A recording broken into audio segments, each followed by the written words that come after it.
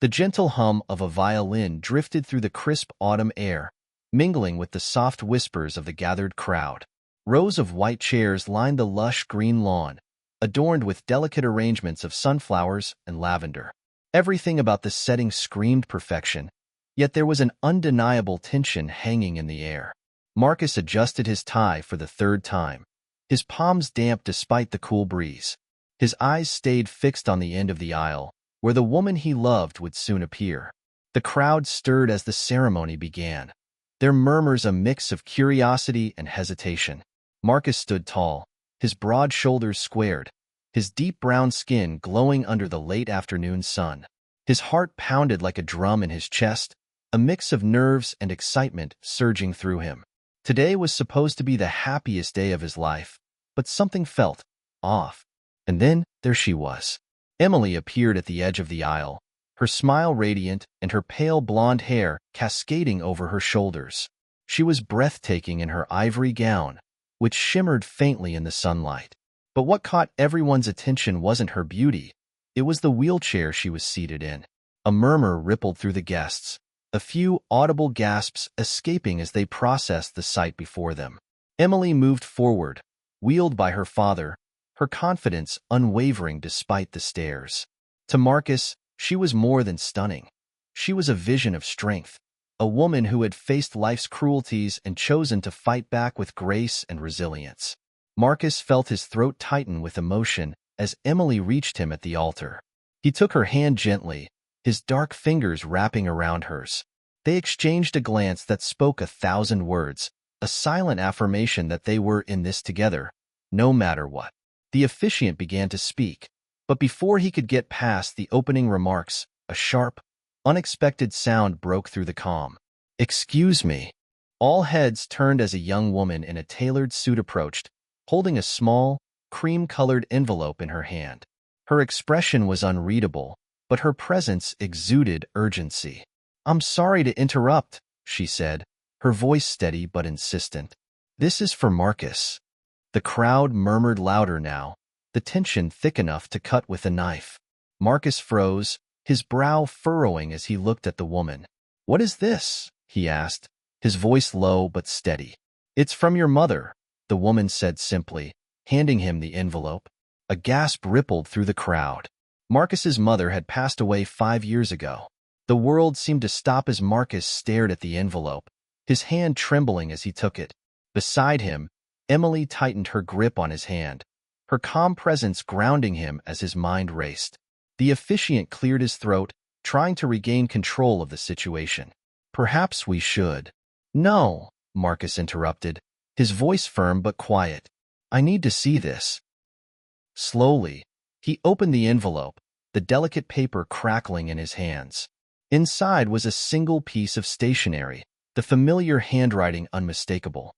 The letter began simply, "My dearest Marcus, if you're reading this, it means today is your wedding day. There's something you need to know." Marcus's breath hitched. His heart, already beating wildly, seemed to stop altogether. He glanced at Emily, who nodded softly, her eyes full of trust. Whatever was in this letter, he knew one thing for certain. Nothing would ever be the same again. What could Marcus's late mother have left behind to deliver on this day? And why? The answers would come, but not before shaking the very foundation of their love and their future. 5 years earlier, the streets of Marcus's hometown in rural Georgia echoed with a different rhythm, a slower, quieter beat compared to the life he dreamed of. The town, with its weathered red brick buildings and mom-and-pop diners, held memories of his childhood, both bitter and sweet. Growing up as a black man in a town where opportunities felt few and far between, Marcus had learned 2 things early in life: how to dream big and how to endure. His mother, Ruth, had been the cornerstone of his world.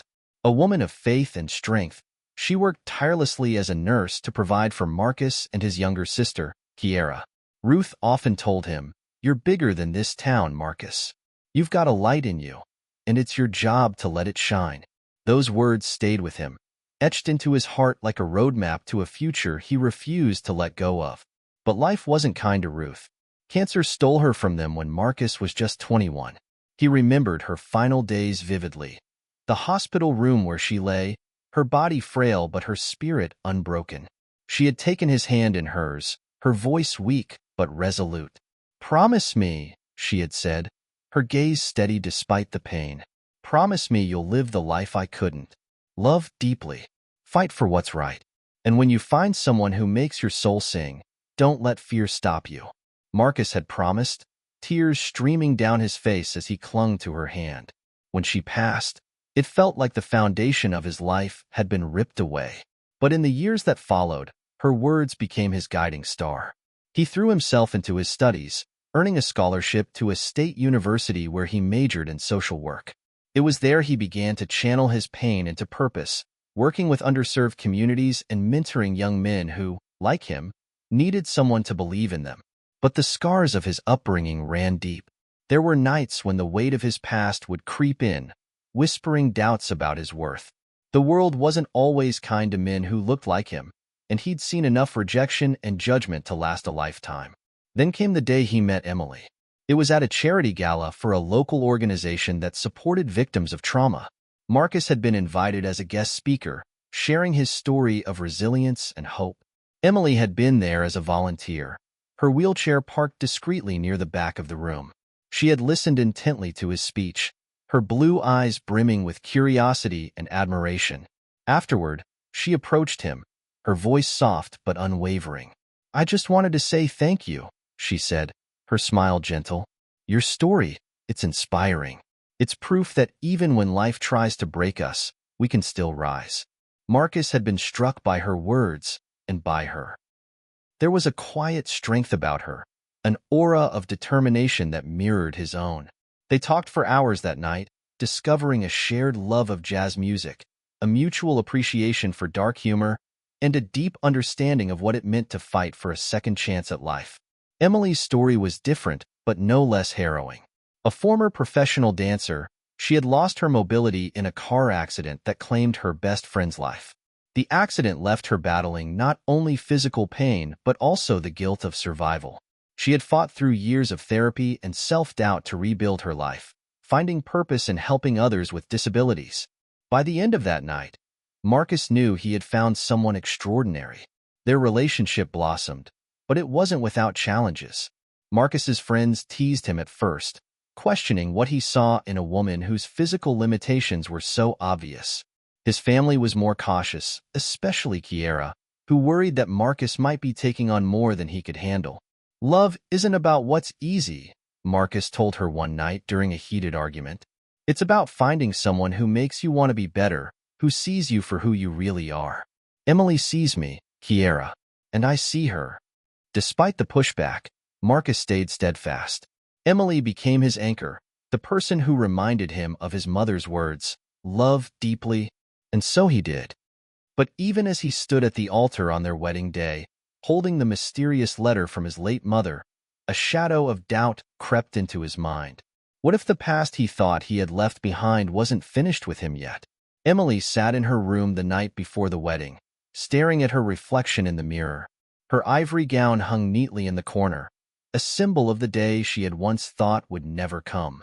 As she adjusted the delicate pearl earrings Marcus had given her, she thought back to the woman she used to be, a woman who danced under the spotlight and lived for the rhythm of music. That woman felt like a ghost now, a memory that lingered but no longer defined her.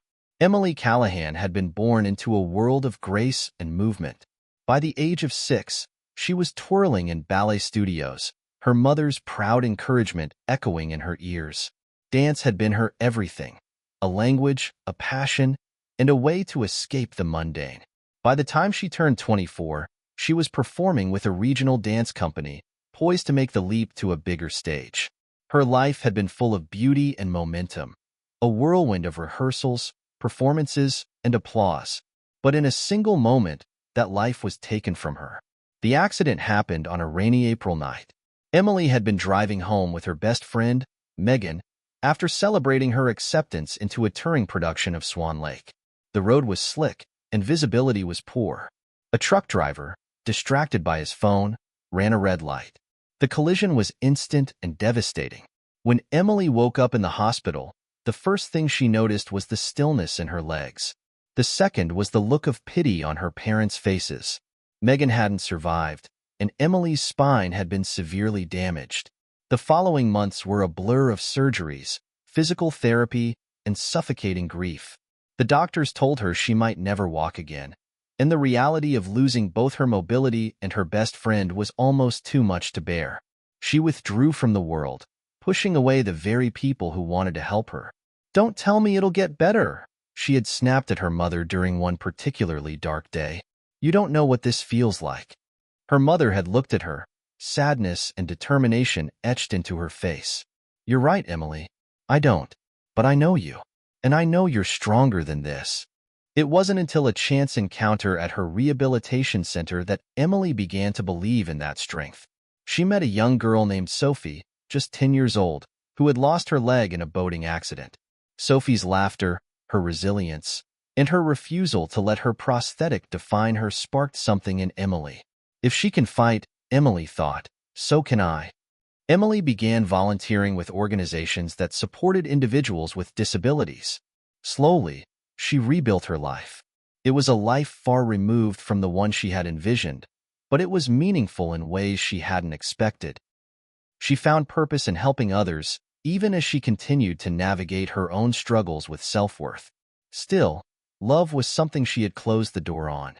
"I'm broken," she had confided to a friend one night. "Who would want someone like me?" That belief persisted until the night she met Marcus.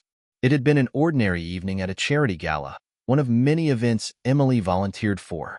She hadn't expected anything remarkable to happen, just another night of polite small talk and fundraising. But then Marcus had taken the stage.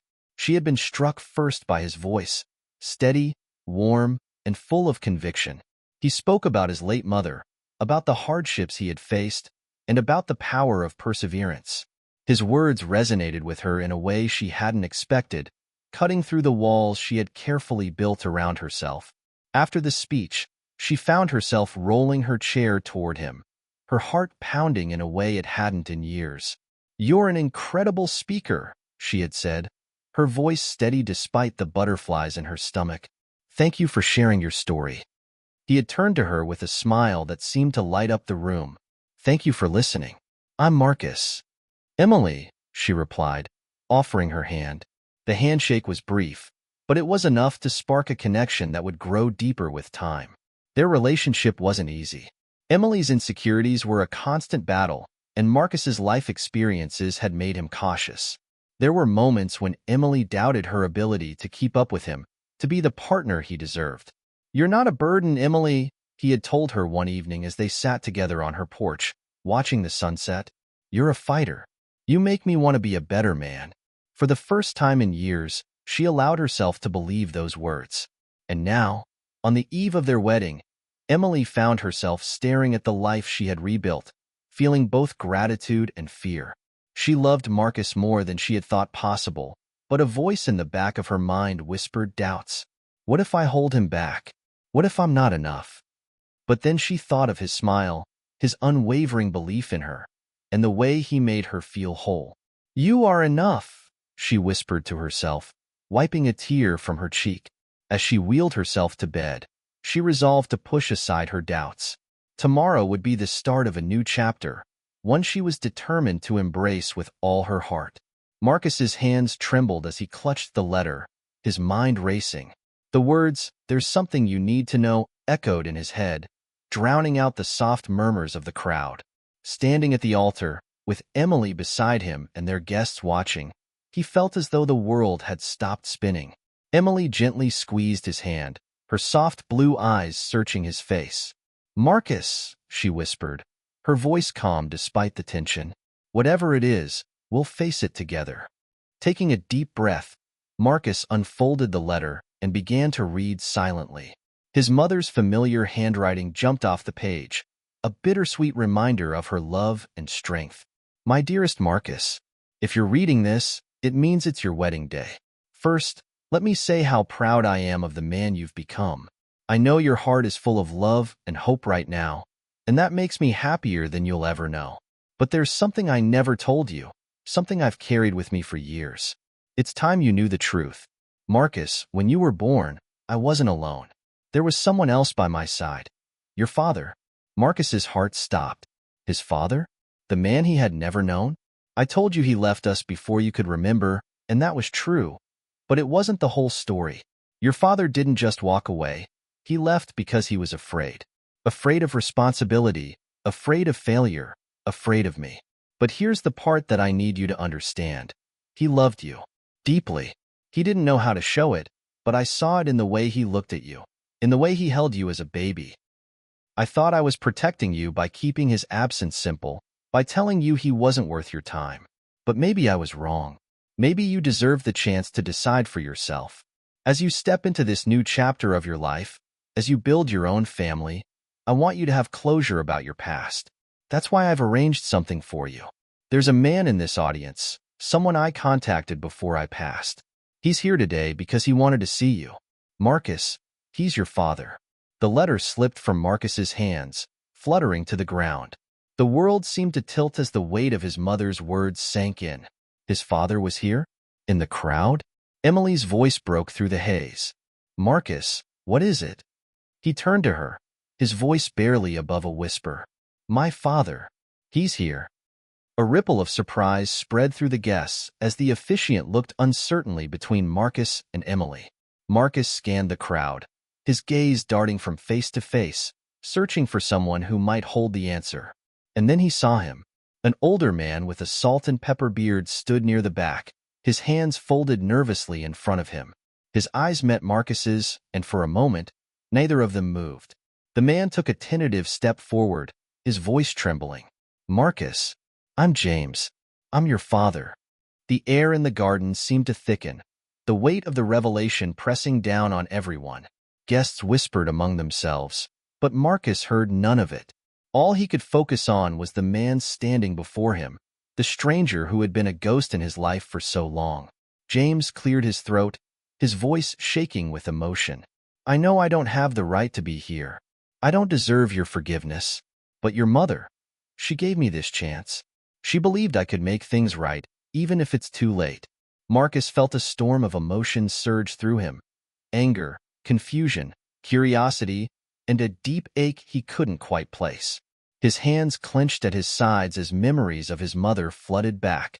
The sacrifices she had made, the nights she worked late to provide for him and Kiera, the void he had felt growing up without a father. Why now? Marcus finally asked, his voice breaking. Why did you wait until today? James's shoulders slumped, his eyes filled with regret. Because I was a coward. I was young and scared, and I made the worst mistake of my life. Your mother. She reached out to me before she passed. She told me about you, about the man you've become. She believed in second chances. I'm here because I want to honor her memory, and because I want to try, if you'll let me. The crowd fell silent, every eye fixed on Marcus. Emily reached for his hand, her touch steadying him as he tried to process the flood of emotions. This is your choice, Marcus, she said softly. Whatever you decide, I'm here. Marcus stared at the man who claimed to be his father, his mind racing. Forgiveness wasn't easy, and trust wasn't automatic.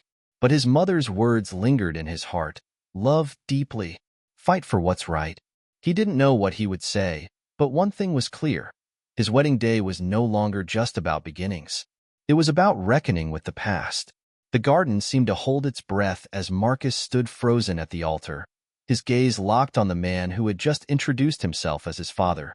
James's face was etched with guilt and a hint of hope, but Marcus wasn't ready to reciprocate any warmth.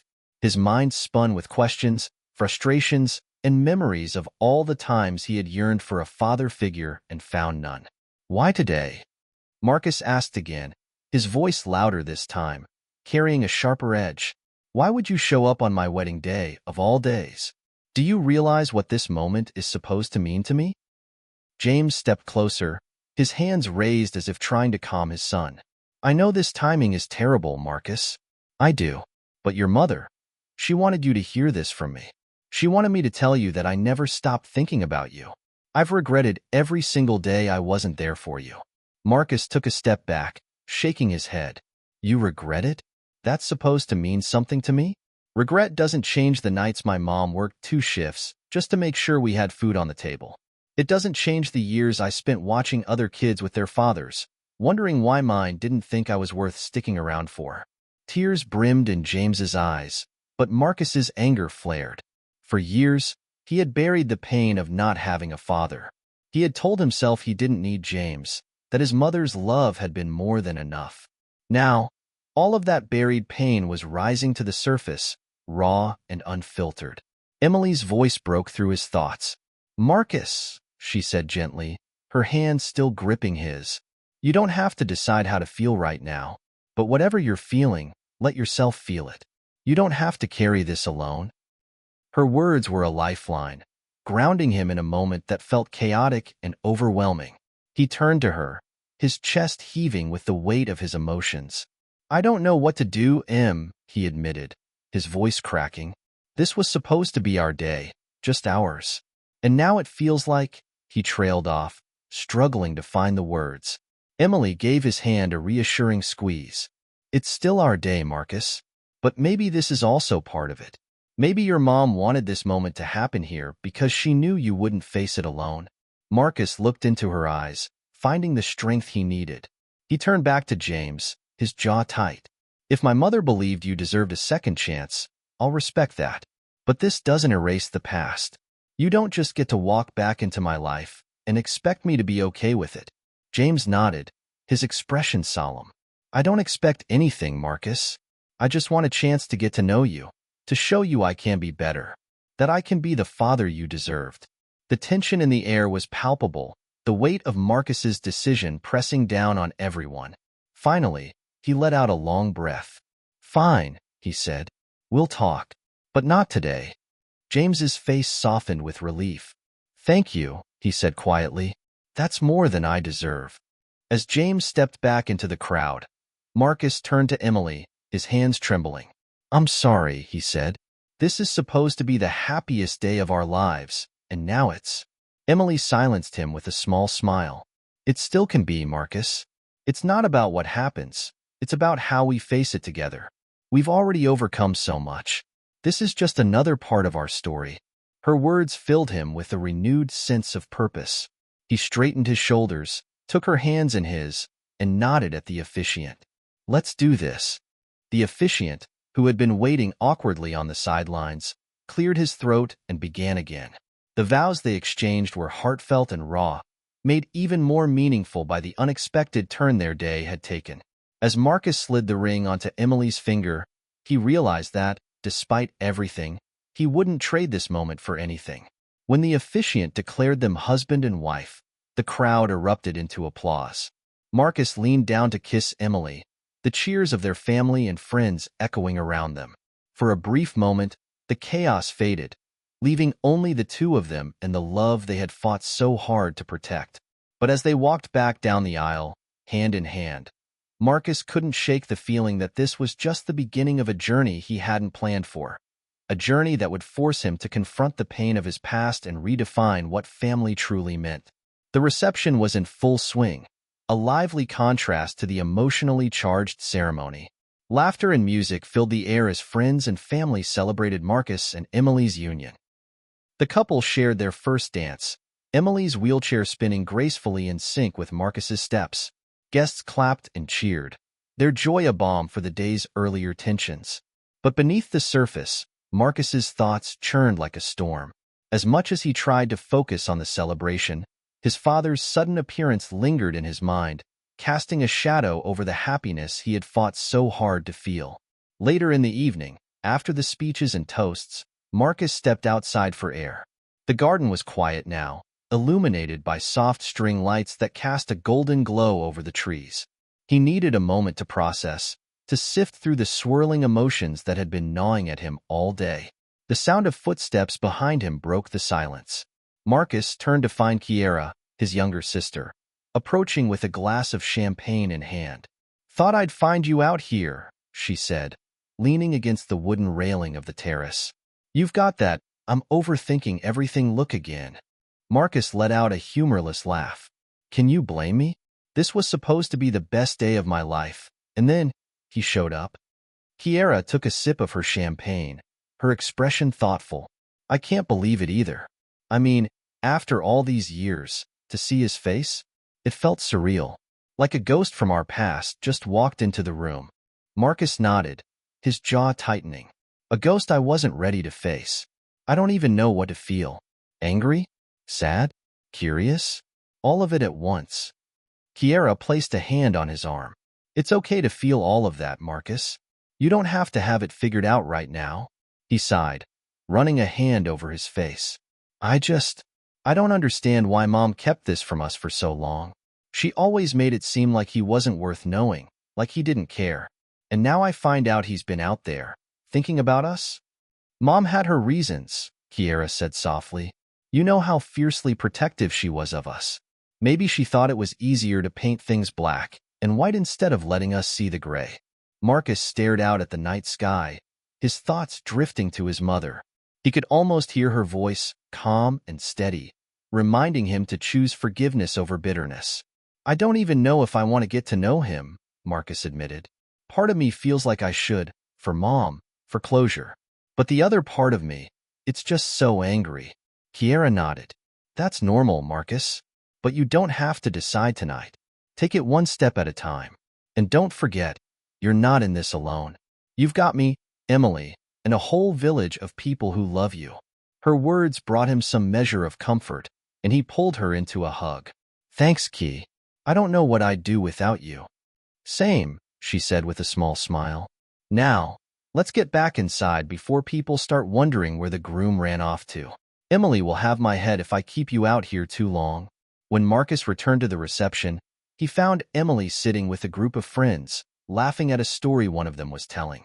She caught his eye and smiled, a silent reassurance that everything would be okay. He made his way over to her, leaning down to kiss her cheek. You doing okay? He asked quietly. I should be asking you that, she replied, her eyes filled with concern. I'm getting there, he said. Thanks to you. Emily reached for his hand. We'll figure this out together. Just remember, this day is still about us. Don't let anything take that away from you. Marcus nodded, her words grounding him once again. For the rest of the evening, he focused on the joy around him, the laughter, the dancing, the love that filled the room. But deep down, he knew the conversation with his father was inevitable. It wasn't a matter of if, but when. And when that moment came, he would need all the strength he could muster to face it head-on. As the night wound down, Marcus and Emily stood at the edge of the dance floor, watching their loved ones gather for one final toast.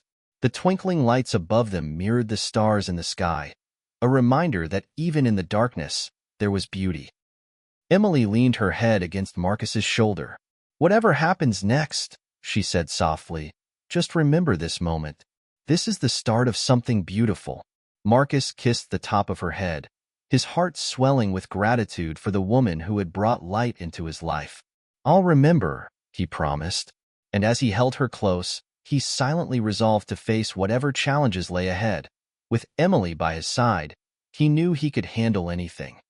The morning after the wedding dawned quietly, the first rays of sunlight streaming through the windows of the small villa where Marcus and Emily stayed for their honeymoon weekend.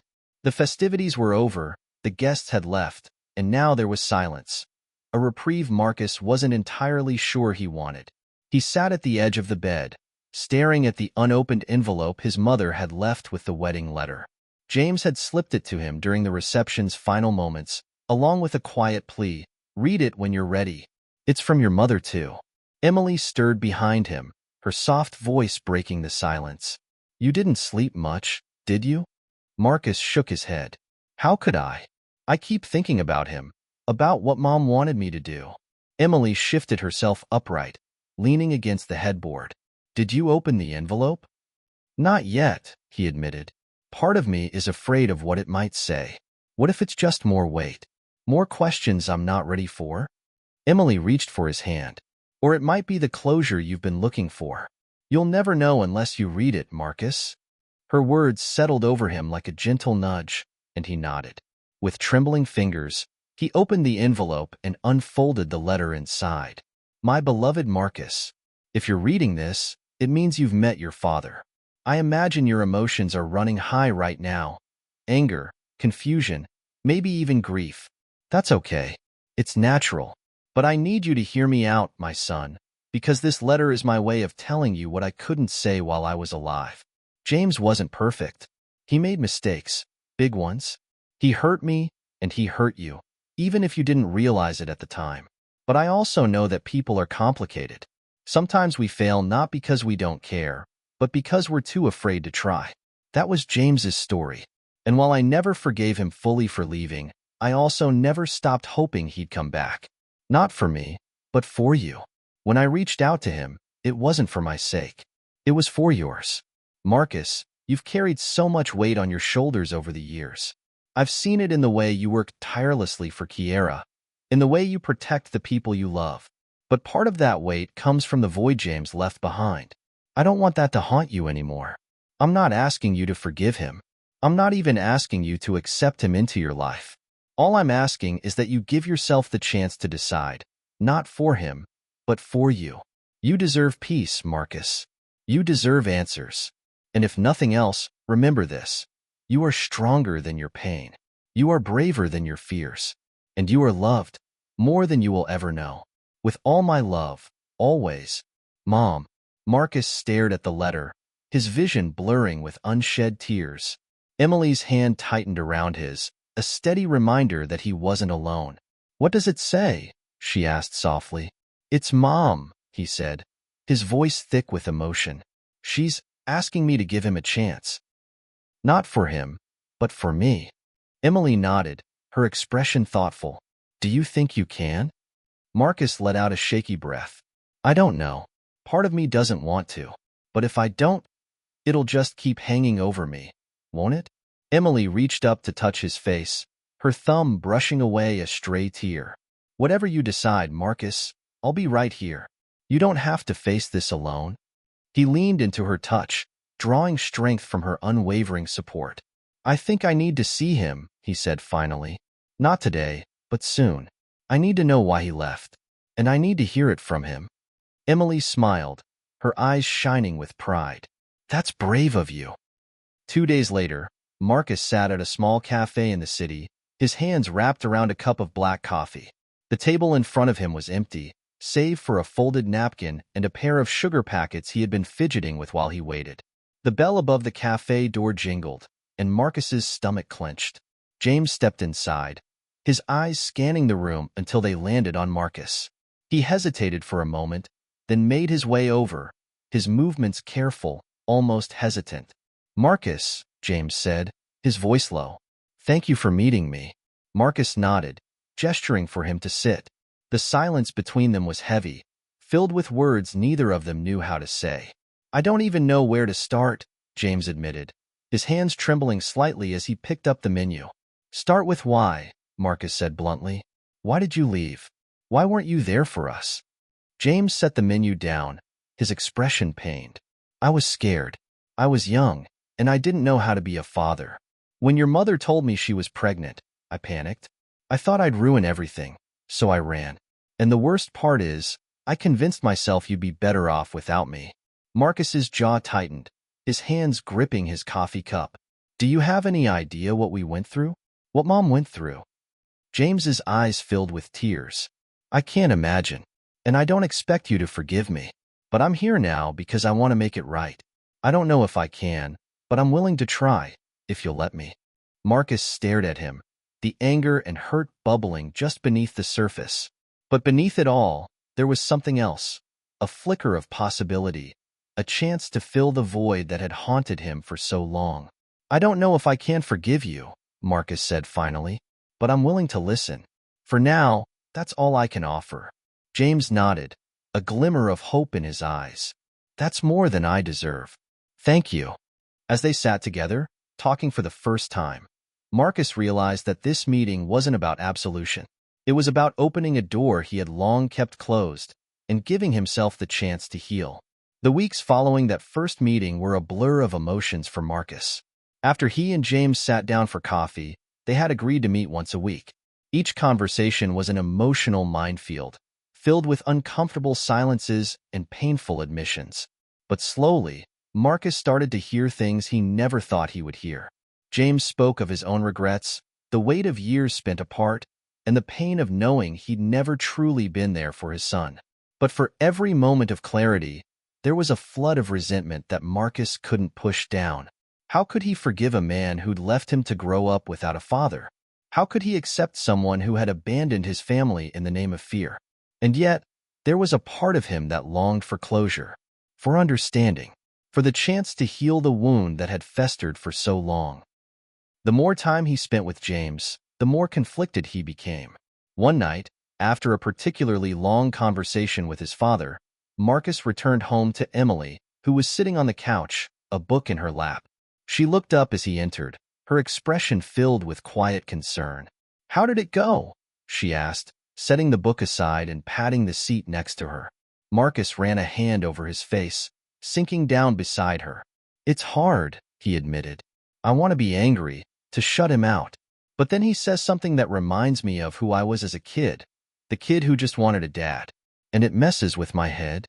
Emily took his hand, giving it a comforting squeeze. "You don't have to figure it all out right away. And you don't have to do it alone.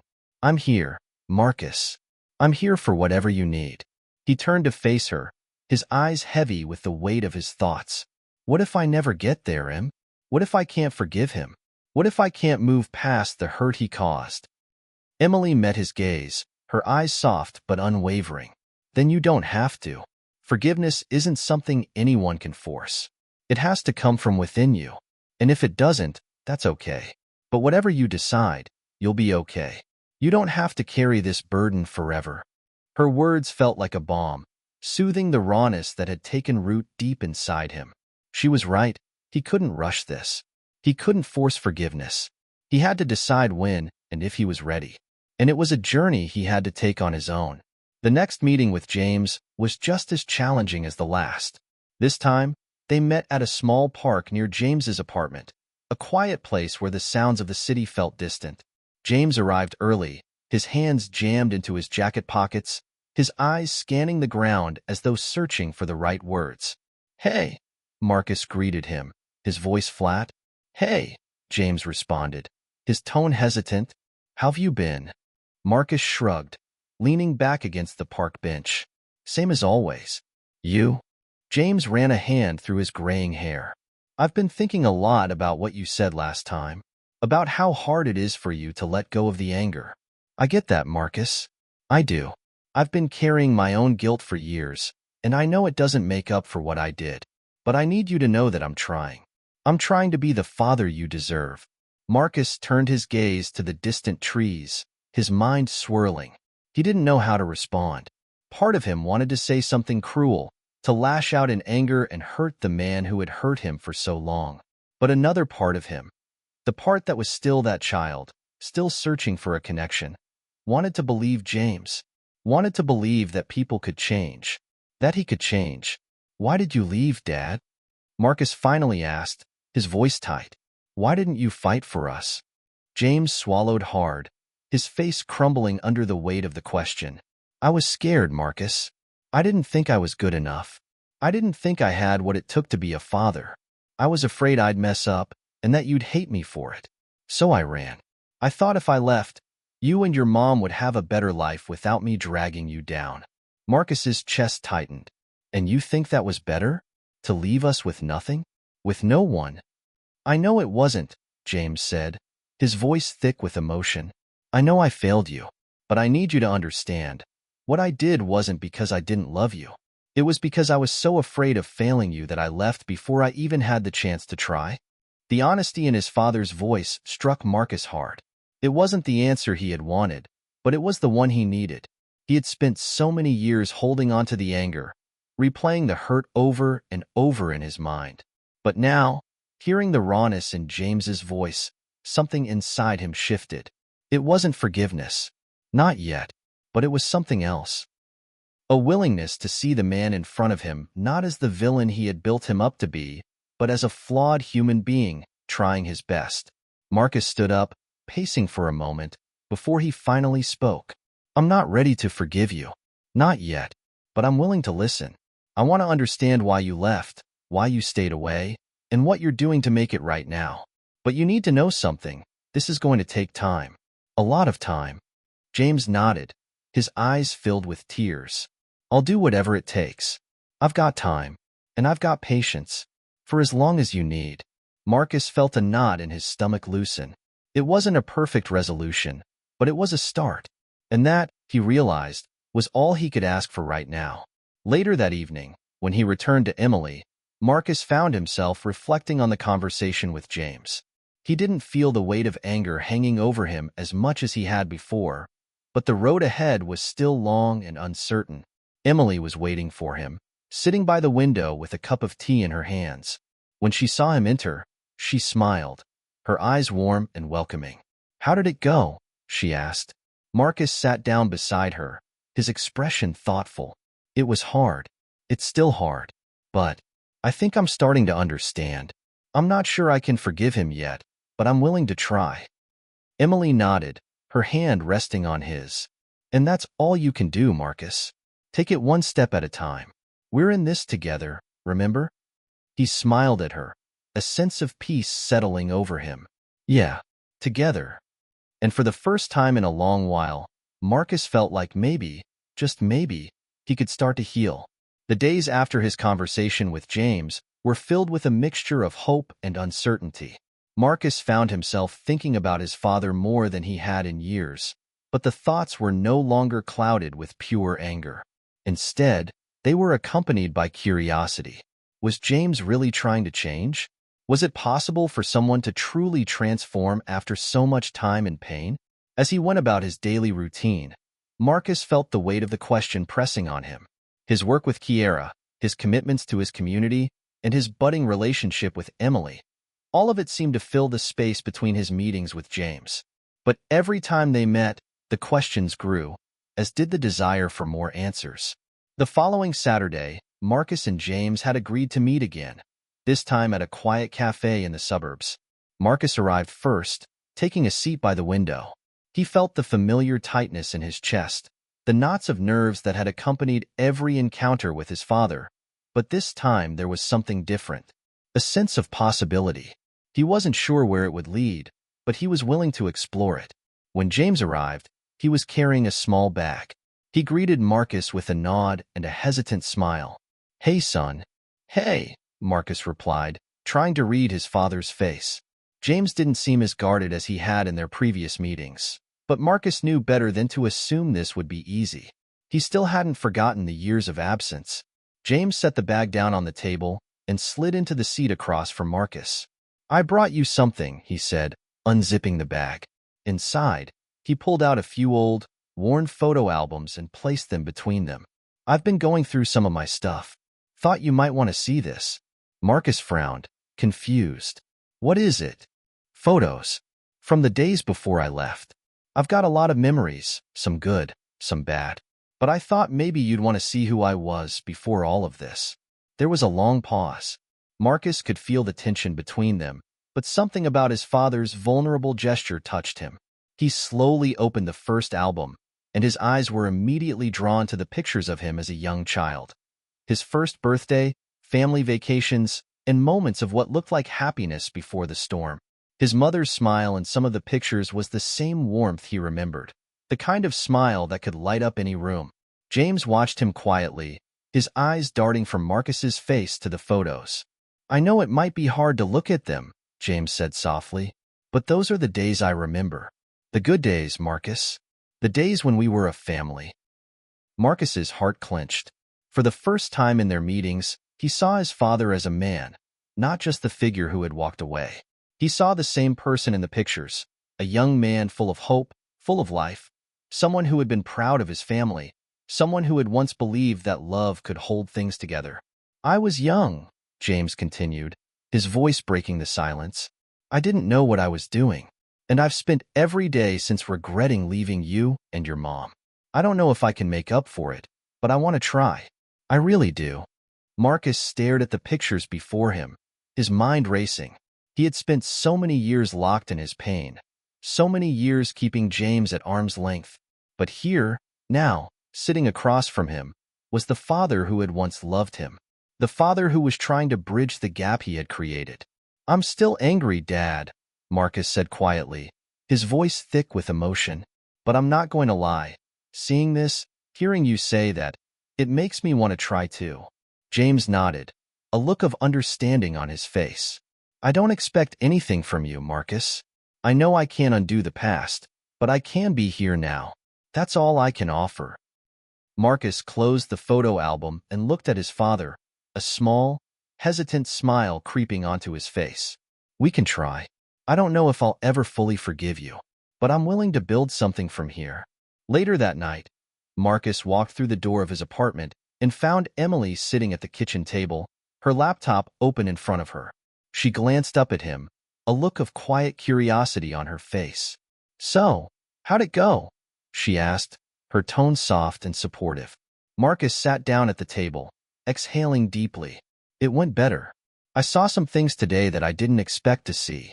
James brought out some old photos, and it was like seeing a different side of him, a side I hadn't even thought about in years. Emily raised an eyebrow, setting her laptop aside. And how does that make you feel? I don't know, Marcus admitted, rubbing his hands together, confused, a little lighter, maybe? It's like I'm seeing him as a man who made mistakes, not just as the father who walked away. Emily smiled softly, reaching over to take his hand. That's a big step, Marcus. It sounds like you're starting to break down the walls you built up, not just for him, but for you. He nodded slowly, the weight of her words sinking in. It's scary, Em. I'm afraid that if I start letting go of the anger, I'll lose a part of myself. I've carried it for so long. She squeezed his hand. You're not losing yourself, Marcus. You're just freeing yourself from something that's been holding you down. And if you let go of the anger, you'll make room for something better. For peace. Over the next few weeks, Marcus continued to meet with James. Each meeting brought its own set of challenges, but there was a subtle shift in the air. The anger that had once consumed him was slowly being replaced with a cautious hope. He wasn't sure if he could fully trust his father again, but he could see that James was trying. And for the first time in years, Marcus realized that maybe that was enough. One evening, after a particularly emotional conversation with James, Marcus returned home, feeling lighter than he had in years. He found Emily in the living room, watching a movie, her face lighting up when she saw him. How was it? She asked, turning off the TV and sitting up. Marcus sat down beside her, a deep sigh escaping him. It was good. I think I'm finally ready to stop holding on to all the anger. I can't forgive him yet, but I'm not going to keep punishing myself either. Maybe that's the first step. Emily smiled warmly, pulling him into a hug. I'm proud of you, Marcus. I can see the difference in you. As they sat together, Marcus felt a sense of calm that had eluded him for so long. He wasn't sure what the future held with his father, but he knew that he had finally started the journey to healing. And with Emily by his side, he knew he wasn't walking it alone. The weeks passed, and Marcus felt like he was walking through life with a new perspective. The anger that had once been a constant companion in his mind, fueling his every action, was beginning to fade, replaced by something quieter and more complicated. He wasn't sure what it was exactly. Was it forgiveness? Understanding? Or just acceptance that his life could go in a different direction now? Whatever it was, Marcus knew that he couldn't hold onto the past forever. James had kept his word, showing up for their meetings, listening, and being as open as he could about his own regrets and failures. Each time they met, the relationship between father and son began to feel more like two adults trying to figure out how to build something new, rather than two people locked in the past. But the journey wasn't without its setbacks. There were still days when Marcus would find himself staring at the photos James had given him, memories of happier times that seemed too distant to reach. Some nights, he would lie awake next to Emily, wondering if he was making the right choice. What if this didn't work out? What if his father's efforts were all too little, too late? One of those nights, as he sat on the edge of their bed, staring out the window at the city lights, Emily came up behind him. "You okay?" she asked, her voice soft but knowing. Marcus ran a hand over his face, feeling the weight of the question pressing down on him. "I don't know. I'm trying, Em. I'm really trying. But sometimes, I feel like I'm not moving forward. Like I'm stuck." Emily knelt down beside him, placing a hand on his shoulder. "You're moving forward, Marcus. But sometimes it takes longer than we think. Healing isn't a straight line. It's a winding road, with detours and bumps along the way. He turned to her, meeting her gaze. I just wish it was easier. I want to forgive him. I want to let go of all the years of anger and pain, but I don't know how. You don't have to have all the answers now, Emily replied gently. You just have to keep taking the next step, and no matter what, I'm here for you. You're not alone in this. Her words, simple as they were, gave him a sense of relief he hadn't realized he'd been needing. Emily had been his anchor throughout all of this, and her unwavering support made the tough moments feel a little more bearable. A few days later, Marcus found himself sitting across from James once again, this time in a small park near James's apartment. The two had met here before, but today felt different. There was a tension in the air that Marcus couldn't quite explain, something unspoken lingering between them. James cleared his throat, breaking the silence. I know things have been difficult, Marcus, and I know I've let you down in ways that I can't take back. But I need you to know that I'm not giving up on us. I'm not giving up on you. Marcus looked at his father, seeing the sincerity in his eyes, the raw emotion that wasn't present before. It was as if James had finally reached a place where he was willing to lay himself bare, not just as the father who abandoned him, but as a man who wanted to heal his own wounds. I've been thinking a lot about everything, Dad, Marcus began, his voice shaky but resolute. And I'm still angry. I'm still hurt. But I can't keep holding on to this forever. I want to build something with you, even if it's just a little at a time. James nodded, his face softening. I don't deserve your forgiveness, but I'll take what you're willing to give, Marcus, and I'll keep trying. Every day, I'll do better. They sat in silence for a moment, the weight of their words settling between them. For the first time in a long while, Marcus felt the heaviness in his chest begin to lift, replaced by something that resembled peace, tentative, fragile, but real. That evening, Marcus returned home to Emily, feeling as though he had crossed a threshold he hadn't even realized was there. He was still unsure of the future, but for the first time, he felt a glimmer of hope that things could be different. When he walked into their apartment, he found Emily sitting at the dining table, a warm smile spreading across her face when she saw him. "How did it go?" she asked, her eyes full of anticipation. Marcus sat down beside her, a slow smile forming on his face. "It went better. It feels like we're finally starting to get somewhere. It's not perfect, but I think we're making progress. And that's enough for now." Emily squeezed his hand, her expression softening. "I'm so proud of you, Marcus.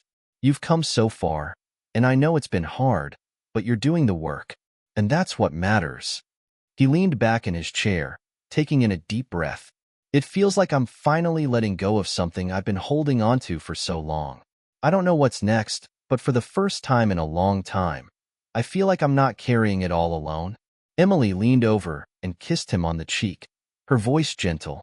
"You never have to carry it alone, Marcus. You have me, and you have a chance for something new with your father.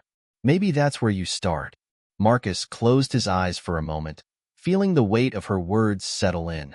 Maybe Emily was right. Maybe this was where the real journey began.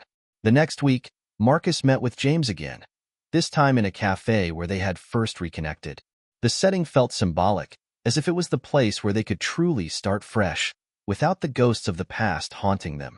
They spoke about their lives, their hopes for the future, and their shared desire to build a relationship, not just as father and son, but as two men who had been through their own struggles. For the first time, Marcus felt that his father was no longer just the man who had abandoned him. He was a man who was working to build a bridge back to him, one step at a time. As Marcus sat with James, listening to his father talk about his own regrets and dreams, he realized that their relationship might never be perfect, but it could be something better, real, honest, and maybe, just maybe, it would be enough. When he got home later that day, Emily greeted him with the same warmth she always did. But this time, Marcus felt like he was finally ready to share something with her that he hadn't been able to put into words before. "I think I'm ready to move forward, Em," he said, his voice steady. "I don't know exactly what that looks like yet, but I'm ready to try. With my dad. With us. With everything." Emily smiled, a sense of pride shining in her eyes. "You've already taken the hardest step, Marcus. The rest will come." And for the first time in a long while, Marcus believed her. Marcus's journey with his father wasn't the only thing weighing on his mind. As he found himself moving forward with James, he also had to face the complexities of his relationship with Emily. What started as a romance built on mutual attraction and shared experiences had slowly deepened into something much more profound. But as their relationship grew, so did the pressure Marcus felt to reconcile his past with his present. One evening, as they sat on their balcony, looking out over the city, Marcus couldn't shake the feeling that something was changing.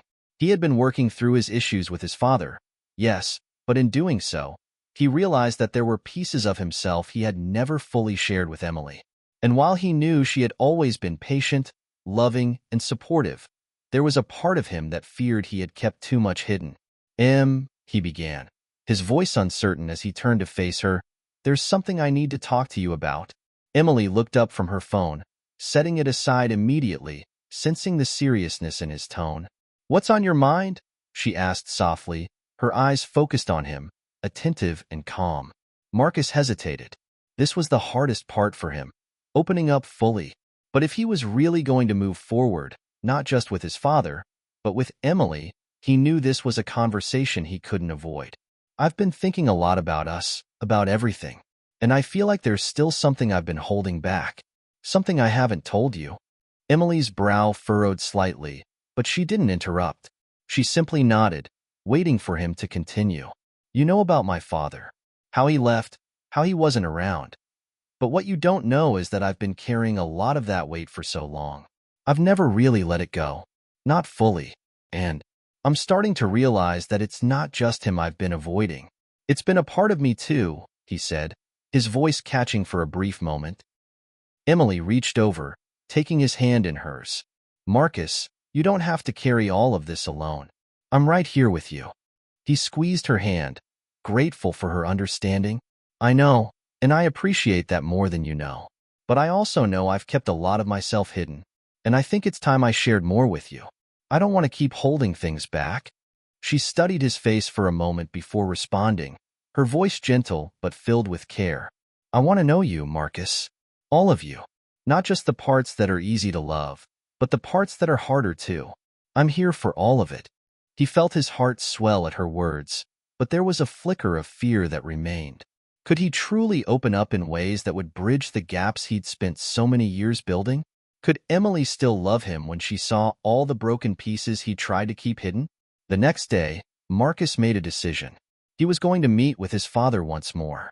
It wasn't just for closure. It wasn't just to build a better relationship. It was for himself.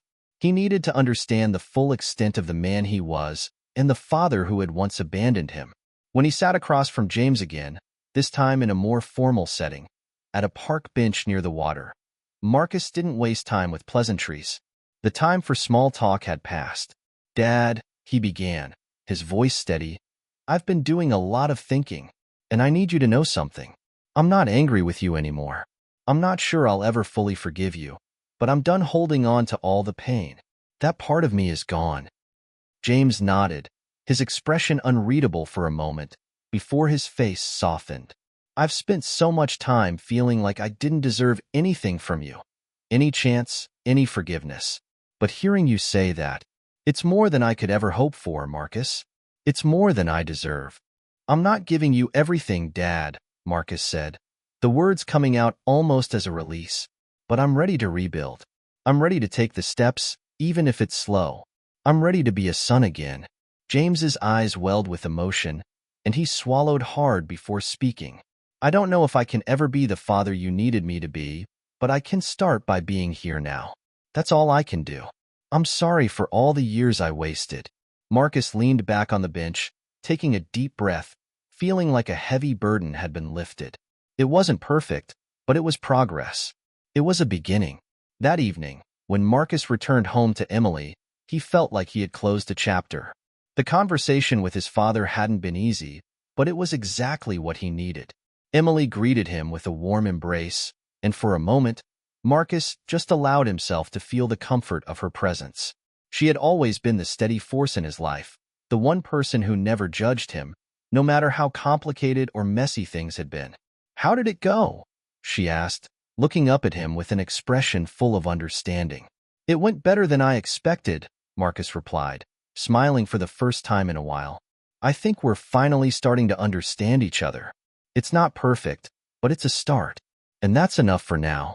Emily smiled, her eyes shining with pride. "I'm so glad, Marcus. You've worked so hard for this, and I know it hasn't been easy. But I think you're finally getting the closure you've needed." He nodded, feeling the weight of her words. "I'm still figuring it all out. There's a lot to work through, but I feel like I'm finally learning how to let go of all the anger." "That's the first step," Emily said softly, leaning in to kiss him on the cheek. "And I'll be here with you every step of the way."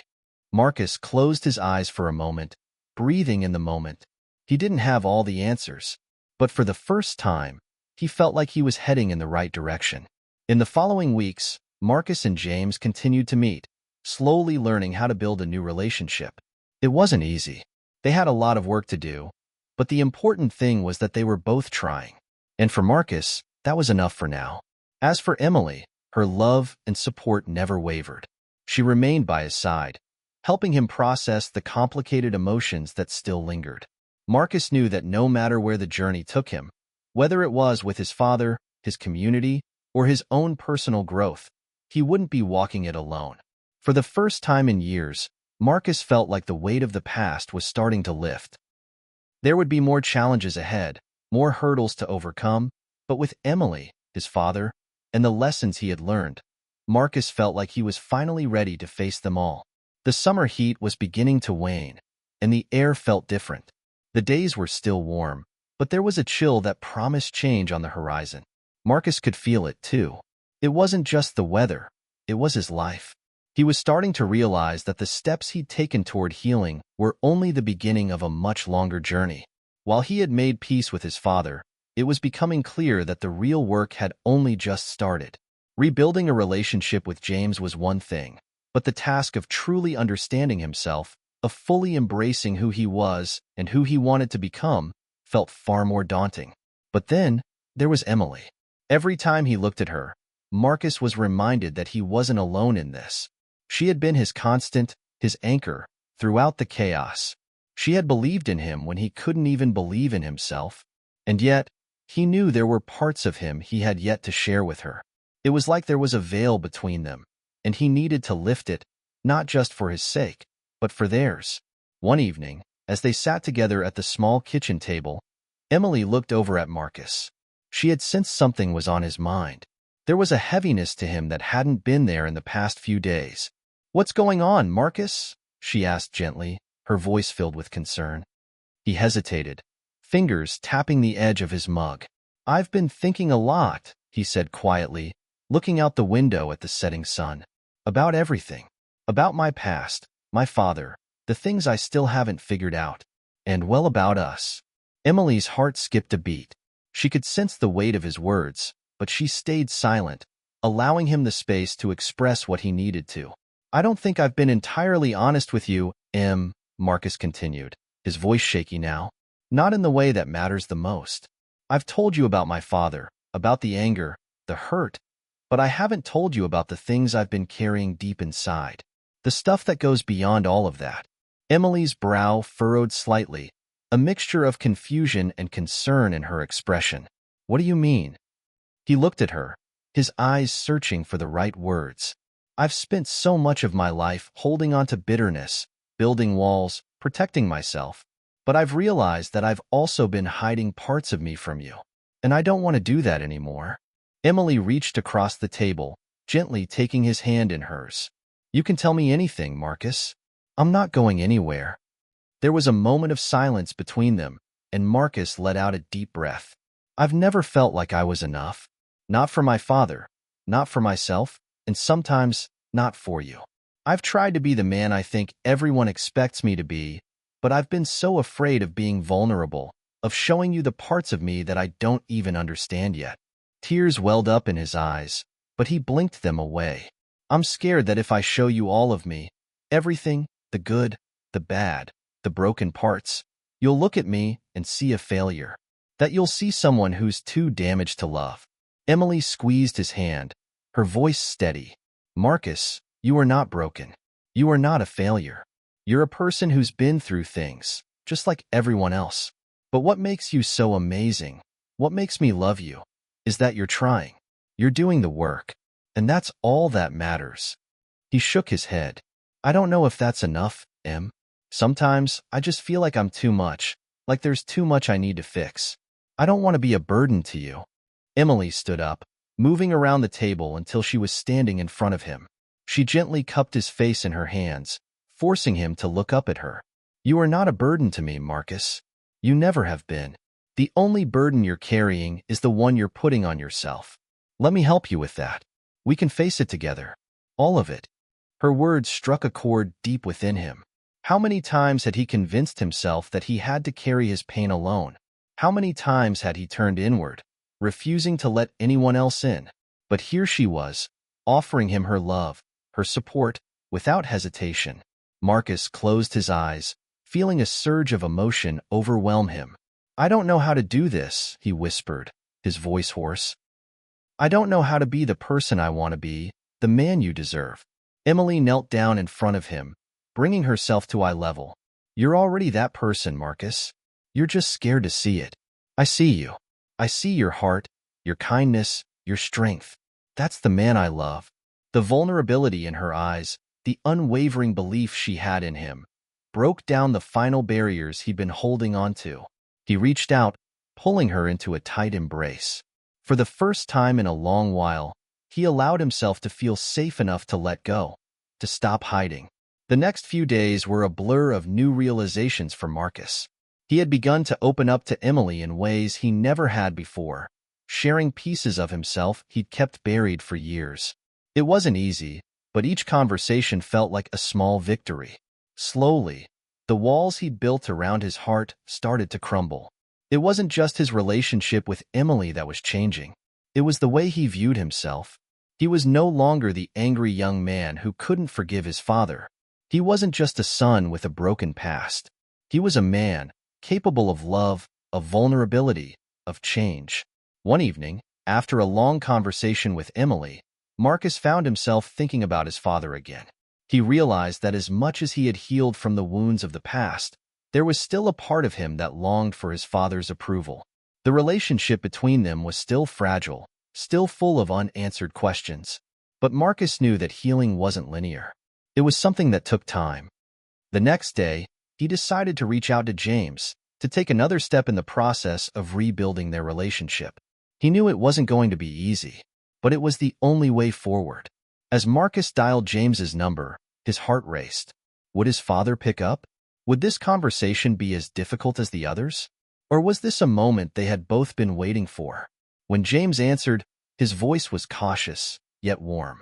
Marcus, it's good to hear from you. Marcus took a deep breath, his voice steady but filled with emotion. Dad, I just wanted to say that I'm here. I'm ready to keep trying.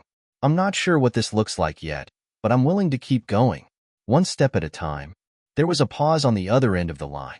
When James spoke again, his voice was thick with emotion. I'm proud of you, son. I know we've both got a lot of work to do, but I'm with you. I'll be here. As Marcus hung up the phone, he felt something shift inside him. It wasn't complete yet, but it was a beginning, another small step forward. That evening, Marcus sat down with Emily, the weight of the day finally catching up with him. He looked at her, his heart full of gratitude. I reached out to my dad today. I'm not sure where it'll go, but it feels like it's a step in the right direction.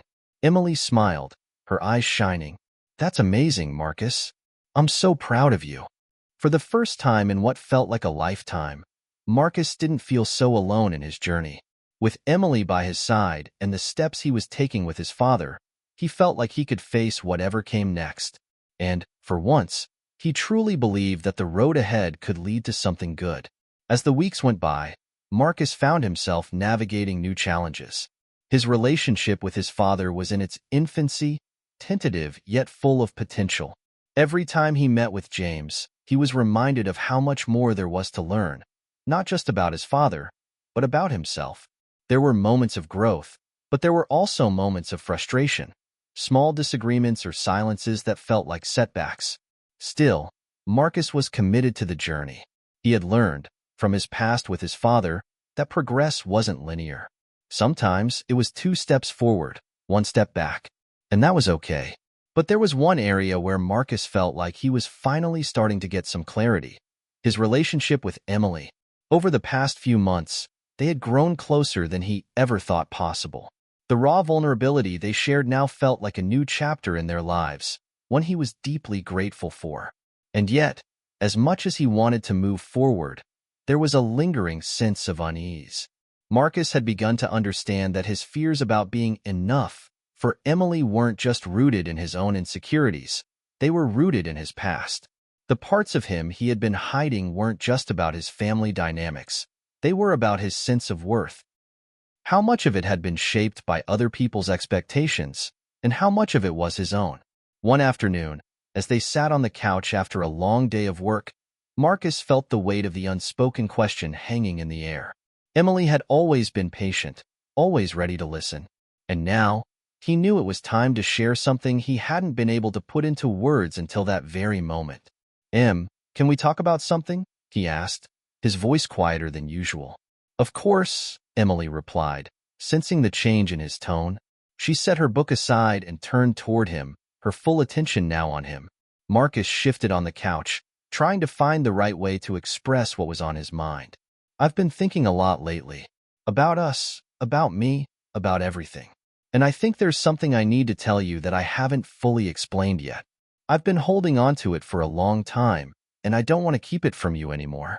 Emily nodded, her eyes filled with curiosity and care. "You can tell me anything, Marcus.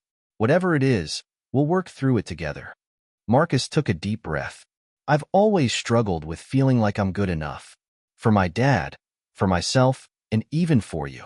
Sometimes, I think I've spent so much time trying to prove myself to others that I've forgotten to believe in myself. And I don't want to keep feeling that way." A silence hung between them, but it was a comfortable one that invited understanding rather than judgment. "I think, deep down," Marcus continued, his voice a little steadier now, "I've been afraid that I'm not the man you think I am, that maybe you'll see me as someone who's too broken to love fully. Or worse, that you'll realize I'm just pretending to be someone I'm not." Emily's heart ached for him as she reached for his hand. "Marcus, you don't have to prove anything to me. I see you. All of you. I love you for who you are, not for who you think you need to be. I see your struggles, and I admire your strength in facing them. You don't have to hide from me, ever." He looked at her, searching her eyes for any hint of doubt, but all he saw was sincerity. Her words were like a balm to the wounds he had carried for so long. "I've spent so much time thinking I wasn't enough," Marcus murmured, his voice barely above a whisper. "But when I'm with you, I feel like I'm learning how to be enough. Not just for you, but for myself. And that's the most freeing thing I've ever felt." Emily smiled, a gentle smile full of love and compassion. "You've always been enough, Marcus. You've always been exactly who I need you to be. And as for the rest of it, I'm here for it all. We'll figure it out together." The relief that washed over Marcus was immediate and profound. It was as if a weight had been lifted from his chest, one he hadn't realized he had been carrying. Emily's love was unwavering, and for the first time in a long time, he believed that he didn't have to earn it. He already had it. The following week, Marcus found himself at another crossroads. His relationship with Emily was growing deeper, but he was still facing the reality of his strained relationship with his father. The two of them had made progress, yes, but Marcus knew they had a long way to go. It was then that he decided to take a more active role in repairing their bond. He reached out to James, proposing that they meet for coffee. It had been a while since their last meeting, and Marcus knew it was time to check in. When they sat down at a quiet cafe, the air between them was less tense than before. They had both made efforts to be more open, and it was clear that the walls they had once built around themselves were starting to crack. "How's everything going?" James asked, his voice a little softer than Marcus remembered. Marcus took a sip of his coffee before answering, his thoughts gathering. "I've been doing a lot of thinking, Dad, about us, and I think I want to keep trying. I'm not expecting things to be perfect, but I think we can build something better than what we've had. James nodded, a deep sigh escaping his lips. I know I haven't been the father you needed, and I'm sorry for that, but I'm willing to try to. I'm willing to do better, if you're willing to give me that chance. For a moment, Marcus felt something he hadn't allowed himself to feel in years: hope. He had always dreamed of a relationship with his father that was based on trust, understanding, and mutual respect. And for the first time, he felt like that dream could become a reality. I think we can work through this, Marcus said, his voice steady with determination. It won't be easy, but I think we're both ready to put in the effort. James smiled, and for the first time in a long while, Marcus saw something in his father's eyes. Guilt, yes, but also the spark of hope that maybe, just maybe, they could begin to rebuild. That night, Marcus went home and shared the news with Emily. Her smile was wide, her eyes shining with pride. I'm so proud of you, Marcus. You've come so far. I can see the change in you, and I know it's not easy, but I believe in you. Marcus wrapped his arms around her, holding her tightly. I couldn't have done it without you, Em. You've been my rock through all of this, and I promise I'm going to keep trying, not just with my dad, but with everything, with us. Emily kissed him softly, her touch warm and reassuring. I know you will, Marcus, and I'll be right here with you, every step of the way. As Marcus held her close, he realized something important. The journey he had started, both with his father and with Emily, wasn't about achieving perfection. It was about learning to embrace the messiness of life, the mistakes, the growth, and the love that came with it. And for the first time, he felt truly ready to face whatever came next. The days seemed to slip by faster now, as Marcus found himself fully immersed in the new rhythm of his life. The emotional hurdles he had once faced, insecurities about his past, fears about his future, still lingered, but now they felt more like distant shadows. With each passing day, he felt himself growing into a person he was beginning to truly respect. But there was something else stirring within him, something he couldn't shake. The nagging feeling that his relationship with Emily, though full of love and promise, was still missing something important. As much as he loved her, he couldn't ignore the unspoken pressure to keep proving himself. This pressure had less to do with her and more to do with himself. The same pressure he'd carried for years, rooted in the idea that he wasn't enough, that he needed to earn his place in the world. It was this weight, the invisible chains, that kept him from fully embracing what he had with Emily. One night, as they sat together on their couch after dinner, Marcus turned to Emily with a question he had been chewing on for a while. His heart was racing, but he knew it was time to face the uncertainty head-on. He began, his voice trembling ever so slightly. I've been thinking a lot about us lately, about me, and I need to ask you something. He paused, gathering his thoughts. Are you really okay with everything I am? All of me? Emily turned to him, her expression softening as she placed her hand over his. Marcus, I've never wanted anything but the real you. I know you've been carrying a lot, and I see it. But what matters to me is the man you're becoming. I love that man, every part of him. Marcus let out a breath he hadn't realized he'd been holding. Still, there was something deeper at play, something that was harder to articulate. But what if I'm not good enough for you? What if I still have a lot to work on before I can be the man you deserve? Emily smiled, her eyes full of understanding. She took a moment before responding, her voice gentle but firm. Marcus, love doesn't work like that. You don't have to be perfect, and you don't have to have all the answers. I don't need you to prove anything to me. You're already enough. I love you, just as you are. His heart fluttered, a rush of warmth flooding through him. But there was still a part of him that struggled to believe it fully. I'm trying, Em. I really am. I don't want to disappoint you. You won't, she said, her hand gently squeezing his. But you need to start believing that about yourself too. You're not a disappointment to me. You never were. A deep sense of relief washed over Marcus, though the heaviness of his doubts remained, still clinging to the edges of his mind. But for the first time in a long while, he felt seen, truly seen. Not for his past mistakes or insecurities, but for who he was at that moment.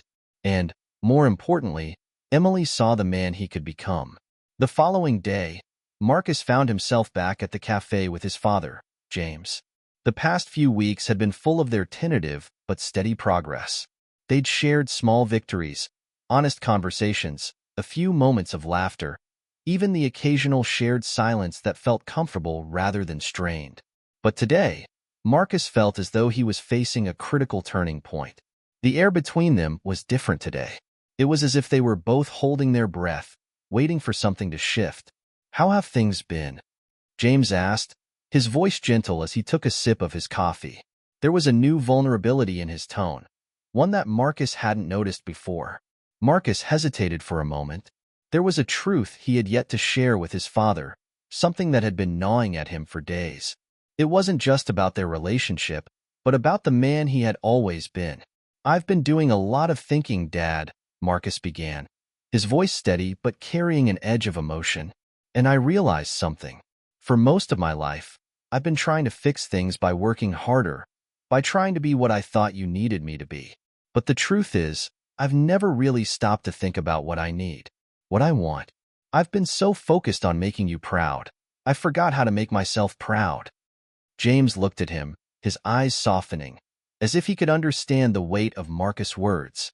"I never meant to make you feel like that, Marcus. I guess, in my own way, I've been doing the same thing, trying to make up for all the things I never gave you, but never realizing that what you really needed was for me to just be present, to be here for you." The conversation, though painful, was a breakthrough. For the first time, Marcus felt like his father truly understood him, not just as a son, but as an individual with his own needs and desires. "I think we're both learning, Dad," Marcus said quietly, a slight smile tugging at his lips. "And I don't expect it to be perfect, but I'm willing to try, to keep trying, to rebuild." James nodded, his face etched with a mix of relief and guilt. "Me too, son. I'm ready, and I'll keep trying to be the father you deserve." It wasn't a perfect resolution, but it was progress. And for Marcus, that was enough, for now. Later that evening, Marcus shared his conversation with Emily. She listened carefully, her smile warm but knowing. "I'm proud of you, Marcus. That was a big step," she said, her eyes reflecting admiration. "I think I'm starting to understand," Marcus replied, his voice filled with a quiet confidence. "It's not just about what I do, or what I've done. It's about who I am, who we are, together." Emily kissed him softly, and for a moment, everything felt still. The weight of their shared journey, the struggles, the growth, the love, was more than he had ever imagined possible. And in that moment, Marcus knew one thing for sure. No matter what came next, he wasn't facing it alone. The weeks following Marcus' heart-to-heart with his father felt like a shift, a turning point in his life that was both unexpected and inevitable. He had spent so many years trying to prove himself, to fight against the limitations he felt others had placed on him. But now, for the first time, he was beginning to let go of those chains. His relationship with his father was still fragile, still being rebuilt one step at a time. But the bond they were forming felt real. It was grounded not in perfection, but in the willingness to face the past and embrace the future, together. But as Marcus made progress in healing old wounds, a new challenge loomed before him. His relationship with Emily was evolving too, and the deeper they grew, the more he realized just how much of his past would have to be unpacked for them to move forward fully. One evening, as they sat in the small, cozy apartment they had started to call home, Emily could sense that something was on Marcus' mind. He had been quieter than usual, his brow furrowed in thought as he looked out the window. The golden light of the setting sun bathed the room in a peaceful glow, but it didn't seem to ease the tension she noticed in him. "Marcus," Emily said softly, her voice calm but insistent, "I can tell something's bothering you. Want to talk about it?" Marcus turned to her, offering a small, weary smile. "I don't know, Em. I think I'm just scared. Scared of messing things up again." Emily's heart ached for him. She knew all too well the weight he carried, the pressure he put on himself to be perfect. "You're not going to mess things up. You're doing the best you can, and that's enough for me." "But I'm not just scared of messing things up with you," Marcus confessed, his voice growing more vulnerable. "I'm scared that maybe I'm not enough for you. That despite everything we've been through, there's still this part of me that feels broken. And I don't want to bring that into our future." The words hung in the air, heavy with the truth that Marcus had been holding inside for so long. His fear of inadequacy, of being less than what Emily deserved, was something he had never truly shared with her before. Emily reached for his hand, squeezing it gently. "Marcus, I want you to hear me, okay? You are more than enough for me. There's no part of you that's broken. You're human. We all have our scars, but that's what makes us who we are. And I love you, scars and all. I love you for everything you've overcome and everything you're still learning. What matters is that we're here, right now, together." Her words were exactly what Marcus needed to hear. And yet, there was still something else stirring in his heart, a deeper realization about what he needed to do next.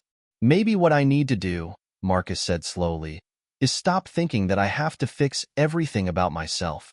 Maybe I need to stop seeing myself as someone who needs to be perfect before I can be loved. Maybe, just maybe, I can start to accept that I am worthy of love right now, as I am." Emily smiled, her eyes filled with pride. "That's the first step, Marcus. And I'll be right here to support you, no matter where this journey takes us." For the first time in a long while, Marcus felt a sense of peace settle within him. He had spent so many years chasing perfection, trying to become someone he thought he needed to be. But now, he understood that love, real, unconditional love, wasn't about perfection. It was about acceptance. And with Emily by his side, he felt ready to embrace it. The next few days passed quickly, filled with simple moments of joy, quiet evenings spent cooking dinner together, long walks through the city, and conversations that stretched late into the night. They were building something, brick by brick, and each day it felt more real. The love they shared wasn't the fairy tale kind, the kind where everything was always easy. No, their love was something more honest. A love that grew stronger because it faced challenges head-on, without pretending they didn't exist. But as the days passed, Marcus found himself struggling with something new, an old feeling creeping back into his mind, one he thought he had left behind. It was the same feeling that had haunted him for years. The feeling that he had to keep moving forward, that he couldn't afford to slow down, to take a break, to just be. He had already made so much progress, right? He had rebuilt his relationship with his father.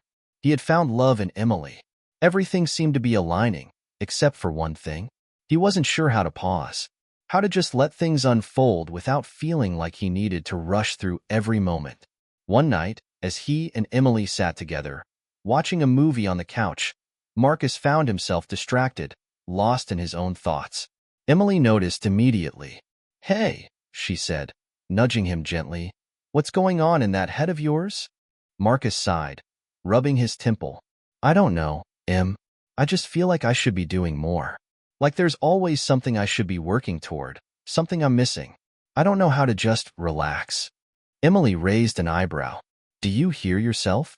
You're working so hard, Marcus. You've already been through so much. Sometimes, the best thing you can do is not do anything." He looked at her, his mind racing. "But if I stop moving forward, what happens then?" "What happens is you allow yourself to enjoy the present," Emily said softly, her voice filled with a quiet wisdom.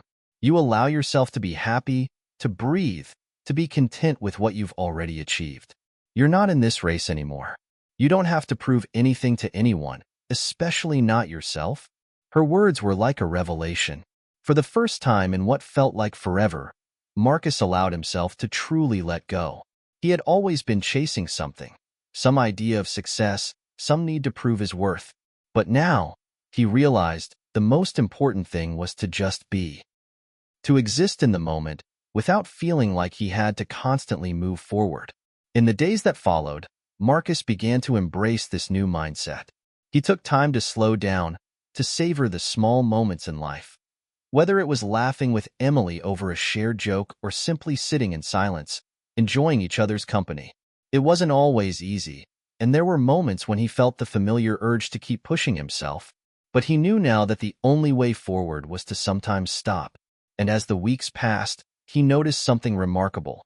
The more he allowed himself to be, the more connected he felt. Not just to Emily, but to his own heart. The journey was far from over. There were still challenges to face, both with his father and within himself. But Marcus knew one thing for sure. He wasn't facing it alone anymore. With Emily by his side, he was ready to embrace whatever came next. As the days grew warmer, Marcus and Emily's life continued its delicate balance of routine and surprise. They had settled into a rhythm that felt right for both of them. The uncertainty that had once plagued Marcus' thoughts had begun to fade, replaced by a quiet assurance. He wasn't perfect. He didn't have all the answers. But he was learning every day how to be present, not just for Emily, but for himself. Yet even in this peace, there was something Marcus couldn't ignore. The small, unspoken truth that still tugged at his heart. Their wedding day was approaching. The thought of it filled him with both excitement and a tinge of anxiety. The idea of publicly declaring his commitment to Emily, of vowing to be there for her through thick and thin, was something he had dreamed of for months. But there was an undercurrent of doubt, a fear that perhaps he still wasn't the man she deserved. Despite everything they had worked through, there was a lingering sense of inadequacy. He couldn't help but feel like there was one more mountain to climb before he was ready to step fully into his future with Emily. The weight of expectation, the desire to be the perfect partner, the perfect man, was heavy, and it seemed to come from within more than anything else. One evening, as they sat together in their favorite cafe, Marcus looked across the table at Emily, her bright eyes sparkling as she spoke about the upcoming wedding plans. Her excitement was palpable, and for a moment, Marcus felt a pang of guilt. He wanted to share in that excitement, to feel the same joy that she felt. But there was something inside him holding back. I've been thinking, Marcus said, his voice careful, about the wedding, about us. I want you to know how much this means to me. You mean the world to me, but I'm still carrying this feeling that I'm not enough. Not yet. Not for you. Emily looked at him, her smile fading slightly as she reached for his hand. Marcus, she said softly, I don't want you to feel that way. You don't have to be perfect. We don't have to have everything figured out. We're in this together. I love you, just as you are. Marcus felt the lump in his throat tighten. The depth of her words washed over him, but it didn't erase the nagging doubt. He wasn't sure if he could ever fully shake the feeling of being inadequate. But as he gazed into her eyes, something shifted. He knew that he didn't need to be perfect. He just needed to be real. And as they continued to talk about the wedding, the plans, the details, Marcus realized that this moment, the commitment to Emily, was the most important thing. It wasn't about being perfect. It was about being true to the love they shared. The day of the wedding arrived faster than Marcus had anticipated. He stood in front of the mirror, adjusting his tie, his reflection looking back at him, a man full of anticipation and nerves. His father had offered to help him get dressed, but Marcus had declined, preferring to face this moment alone.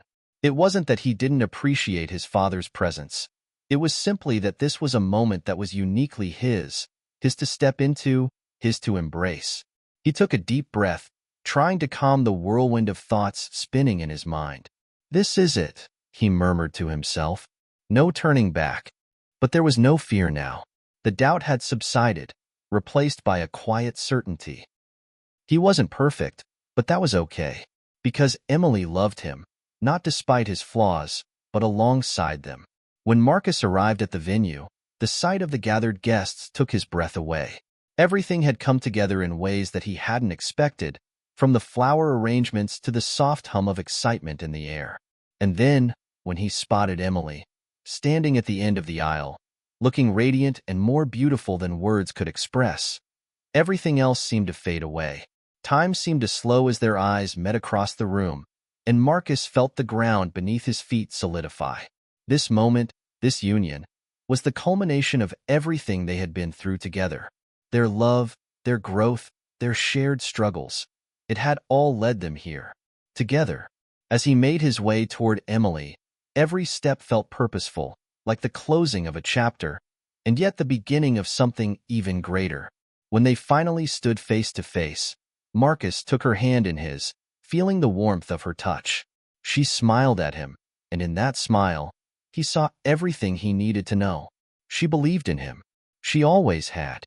The ceremony was beautiful, filled with personal touches that spoke of their journey, vows that brought tears to their eyes, words of love and commitment that resonated with the deepest parts of their hearts. And when they exchanged rings, a symbol of their eternal bond, Marcus knew with a certainty he had never known before. This was where he was meant to be. After the ceremony, as they danced together for the first time as husband and wife, the world seemed to disappear around them. The music swirled, the guests laughed and celebrated, but Marcus and Emily were lost in their own private moment. In Emily's arms, Marcus felt a sense of peace, of belonging, that he had never felt before. The fear, the doubt, the pressure to be someone else, they all melted away. All that remained was the love they shared, the promise they had made to each other. And in that moment, he understood something that had eluded him for so long. Love wasn't about being perfect. It was about being present, being vulnerable, being real. As they swayed together to the music, Marcus whispered into Emily's ear, "I'm so glad I found you." She leaned in, her voice a soft promise. "And I'm so glad you let me in." In that moment, Marcus felt something shift, something profound. He had never truly let go before. But now, with Emily by his side, he was ready to embrace the future. Whatever came next, they would face it together. As the night wore on and the celebration continued, Marcus stepped out onto the balcony, taking a moment for himself. The sky was clear, stars twinkling above, and the city stretched out in the distance. He had come so far from where he once was, from the young man burdened by fear and insecurity to the man standing here with a woman he loved and who loved him in return. "I made it," he whispered to himself, a smile tugging at his lips. "We made it." It wasn't the end of their journey, far from it, but it was the beginning of something new, something even more incredible than he could have imagined. And as he turned to rejoin Emily, Marcus knew that no matter what came next, they were ready. Together. The morning after their wedding, Marcus woke up to the soft sound of birds chirping outside their window. The first rays of sunlight streamed in through the curtains, casting a warm glow over the room. He turned his head and saw Emily still sleeping beside him, her peaceful expression softening the residual excitement of their wedding day. For a moment, Marcus allowed himself to just breathe, to take in the reality of where he was. They had done it. They had taken that leap together, and in doing so, had promised each other to face the world hand in hand. Emily stirred, her eyes fluttering open, and she smiled when she saw him. It was a smile that spoke volumes, one filled with joy, contentment, and a love that still felt like a miracle to Marcus. "Good morning, Mr. Williams," she said, her voice still thick with sleep. Marcus chuckled softly, rush of happiness flooding his chest at the sound of those words. "Good morning, Mrs. Williams," he replied, leaning over to kiss her on the forehead. "I could get used to hearing that." Emily snuggled closer to him, wrapping her arm around his waist. "I could get used to having you here every morning," she murmured. And for the first time in his life, Marcus truly believed it. He could get used to this, the comfort of their love, the certainty that no matter what came next, they would always have each other. The following weeks were a whirlwind. Their honeymoon in the Caribbean was everything they had dreamed of. Long days spent lounging on sun-kissed beaches, exploring the vibrant culture, and simply enjoying each other's company. For Marcus, it was more than just a vacation. It was a chance to reconnect with himself, with Emily, and with the life they were now building. But as the honeymoon came to an end and they returned to their daily lives, Marcus realized something important. Life didn't stop once the wedding day was over. The real work, the real journey, had only just begun. Marcus had always been someone who sought constant improvement, someone who believed in pushing himself beyond his limits. And while that mindset had helped him achieve a lot in life, it also left him constantly striving for more, never fully content with where he was. But now, with Emily by his side, he began to understand that sometimes the best thing you could do was to simply be, to enjoy the present, to savor the moments without always feeling like there was something more to accomplish. He had always been afraid of stagnation, of losing momentum, but with Emily, he saw that there was another way. The journey wasn't just about the destination. It was about what you experienced along the way. One evening, as they sat in their living room, surrounded by their wedding gifts and cards, Emily looked at Marcus, her expression thoughtful. "You know," she began, "I've been thinking a lot about the future." Marcus turned to her, intrigued. "What about it?" I think we should start planning for the next chapter," she said. "Not just in terms of work or goals or achievements, but in terms of our family." The word hit Marcus like a sudden gust of wind. Family. He had never really thought about it in the context of his own life, not in the way Emily was suggesting. He had always envisioned the future in terms of career, success, and personal growth, but now he could see how much more it could be. Family meant stability, love, and something deeper than all the tangible things he had once focused on. "What do you mean?" Marcus asked, his voice laced with curiosity. "I mean, Marcus," Emily said gently, "we're creating a life together, and I want to start thinking about the kind of life we want to build. Whether that's with children, a bigger home, or just more time together. I want to make sure we're not just surviving day by day, but truly living." Her words resonated deeply with him. The idea of building a family, a real family, with all the love, challenges, and rewards that came with it, was something that had never felt possible before. But now, with Emily, it felt like a natural progression. The life they had together was already so strong, so full of love, that it felt like they were ready to take the next step. "Do you want kids?" Marcus asked, his heart pounding slightly in his chest. Emily smiled warmly, her eyes lighting up. "I think I do. I think we're ready." Marcus didn't answer immediately. The thought of becoming a father, of nurturing a child and raising them alongside Emily, was a big shift for him. But as he looked at her, he realized that he wanted to build that future with her. He wanted to be the man who could provide not just for himself, but for their family. He wanted to give their children the same kind of love and care that he had longed for in his own life. "Yeah," he said finally, his voice steady but filled with emotion. "I think I'm ready too." In the days that followed, Marcus and Emily started to talk more seriously about their future. They discussed their goals, their dreams, and the kind of life they wanted to create. It wasn't about rushing into anything, but about planning with intention. The more they talked, the more they realized that their love for each other was the foundation for everything they wanted to build. It wasn't about grand gestures or achievements. It was about the quiet moments, the shared dreams, and the willingness to face whatever came next, together. But as they continued to dream about the future, a new challenge appeared, one that neither of them had anticipated. One evening, Marcus came home from work to find Emily sitting on the couch, looking pale and distant. Her hands were folded in her lap, and there was a furrow in her brow that told Marcus something was wrong. "Em?" he asked gently, his voice filled with concern. "What's going on?" Emily looked up at him, her eyes filled with uncertainty. "Marcus, I think I'm pregnant."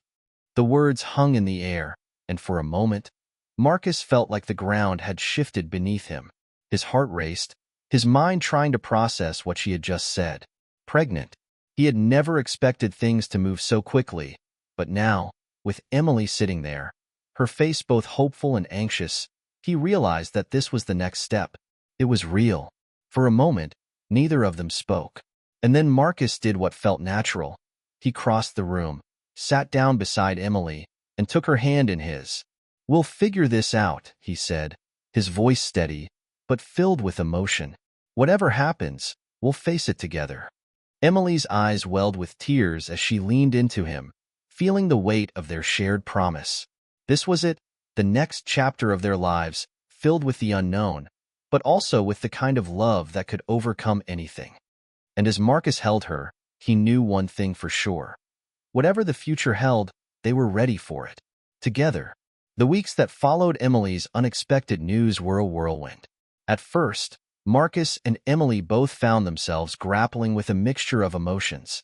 There was excitement, yes, but also a healthy dose of fear and uncertainty. Neither of them had expected their journey together to take this turn so soon, but as the reality of Emily's pregnancy set in, something incredible began to happen. They started to build the future they had only imagined. The days were filled with doctor's appointments, conversations about what kind of parents they wanted to be, and endless preparations for the baby. Emily was glowing with that unmistakable light of new life, and Marcus couldn't help but watch her in awe.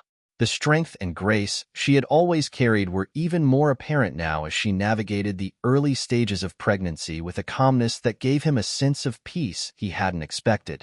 Yet, as much as Emily was radiating, Marcus found himself struggling with his own emotions.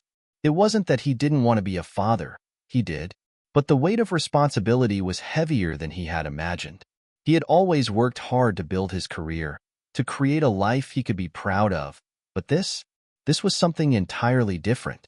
This was the responsibility of another life, a tiny human who would look to him for love, care, and guidance.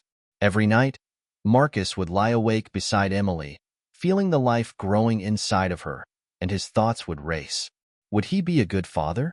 Could he provide for his family in the way they deserved? Was he ready to step into this role? Emily, sensing his unease, would reach for his hand in the dark, offering him silent comfort. Her presence was a constant reminder that they were in this together, and no matter what, they would face it as a team. One evening, as they sat together after dinner, Emily placed her hand gently on her growing belly. "It's amazing," she said softly, her eyes glistening with a tenderness that made Marcus' heart swell. "I can't believe we're going to be parents." Marcus smiled, squeezing her hand. "I can't believe it either. But we'll be okay. We've got this. I've got you, and you've got me." "I know," Emily whispered, leaning her head on his shoulder. "And I believe in us." Her words brought him a sense of calm that he hadn't realized he needed.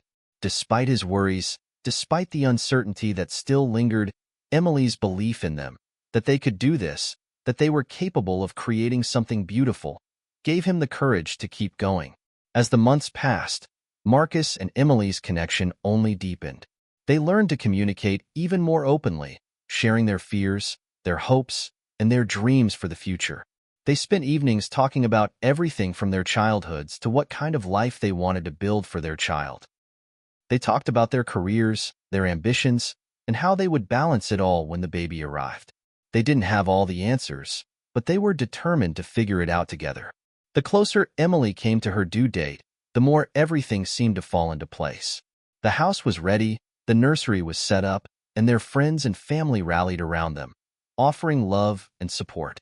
Marcus couldn't help but feel a deep sense of gratitude as he looked around at the community they had built, the people who had stood by them through thick and thin, who had been there for them every step of the way. Then, one late evening in early spring, the unexpected happened. Marcus had just returned home from work, his mind still racing with thoughts of the upcoming week, when he heard Emily call from the living room. Her voice was calm, but there was something in it that caught his attention immediately. "Marcus," she said, her tone steady but urgent, "I think it's time." His heart skipped a beat as he rushed to her side. Emily was sitting on the couch, her hand pressed gently to her belly, her face pale but focused. "Is it really happening?" Marcus asked, his voice filled with both excitement and panic. Emily nodded, a small smile tugging at the corners of her mouth. "I think so." Marcus felt his world shift in an instant. He was going to be a father tonight. The moment had arrived, and everything that they had talked about, everything they had prepared for, was about to become a reality. The drive to the hospital felt like the longest journey of Marcus' life. Emily's contractions were growing stronger, but she remained calm, her breathing steady as she leaned against him. Marcus gripped the steering wheel tightly, his knuckles white, but his focus was entirely on Emily. He was right beside her, just as he had promised, and nothing in the world was more important than making sure she was okay. When they arrived at the hospital, the staff rushed them to the delivery room, and the whirlwind of activity began. Emily was hooked up to monitors, and Marcus could see the exhaustion in her eyes, but she never once lost her determination. She squeezed his hand tightly as the hours dragged on. "You're doing amazing, Emily," Marcus whispered, kissing her forehead. "I'm scared," she admitted quietly, her voice trembling. Marcus felt his own heart tighten at her words, but he took a deep breath, trying to stay strong for both of them. "We're in this together. I'm right here with you, every step of the way. We've got this." And as the hours passed and the pain intensified, Marcus kept his promise. He stayed with her, never leaving her side, offering comfort and reassurance. His love for her had deepened in ways he hadn't thought possible, and he felt a fierce protectiveness grow inside him as he watched her fight for their baby. Finally, after what felt like an eternity, Emily's cries filled the room, and the sound was the most beautiful thing Marcus had ever heard. Their baby, his and Emily's, was born, healthy and perfect in every way. Marcus stood beside Emily, tears streaming down his face as he looked at the tiny bundle in her arms. Their baby, a beautiful little girl with a shock of dark hair and wide eyes, was now in their lives, ready to begin the journey of her own. "She's perfect," Marcus whispered, his voice thick with emotion. Emily nodded, her gaze never leaving their daughter. "She is, and she's ours." In that moment, as Marcus looked down at his daughter, everything became clear. This love, this family, was what he had been searching for all along. It was not just about the career, the achievements, or the accolades. It was about this. It was about the people you loved and the life you built together. As he leaned down to kiss Emily's forehead, he knew that their journey was far from over. It had only just begun. The first few weeks of parenthood were a blur for Marcus and Emily.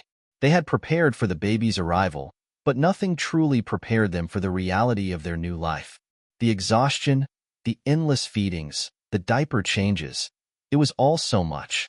Yet, despite the challenges, there was an overwhelming sense of love and gratitude that washed over them every day. Emily's days were spent feeding, changing, and comforting their daughter, who they had named Ava. The tiny infant quickly became the center of their world, her soft cries and bright eyes drawing them in at every moment. Marcus couldn't believe how natural it felt to be a father. Every time he held Ava in his arms, a sense of responsibility and joy flooded through him. He was amazed by how much love one small person could inspire. One evening, after Emily had put Ava to sleep, Marcus found himself sitting on the couch, staring at his daughter's tiny clothes folded neatly on the table. It was surreal to him. His life had changed in ways he never could have imagined, but he had never felt more fulfilled. "Are you okay?" Emily asked, breaking the silence as she entered the room. She sat beside him, her eyes tired but content. Marcus smiled softly, a mixture of exhaustion and happiness in his expression. "Yeah, just thinking.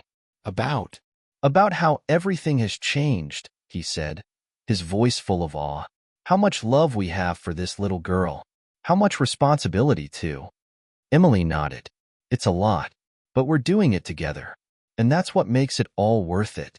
Marcus looked at her, his heart swelling with admiration. "I'm so lucky to have you. I'm lucky to have both of you." She reached out and took his hand, giving it a reassuring squeeze. "We're in this together, Marcus.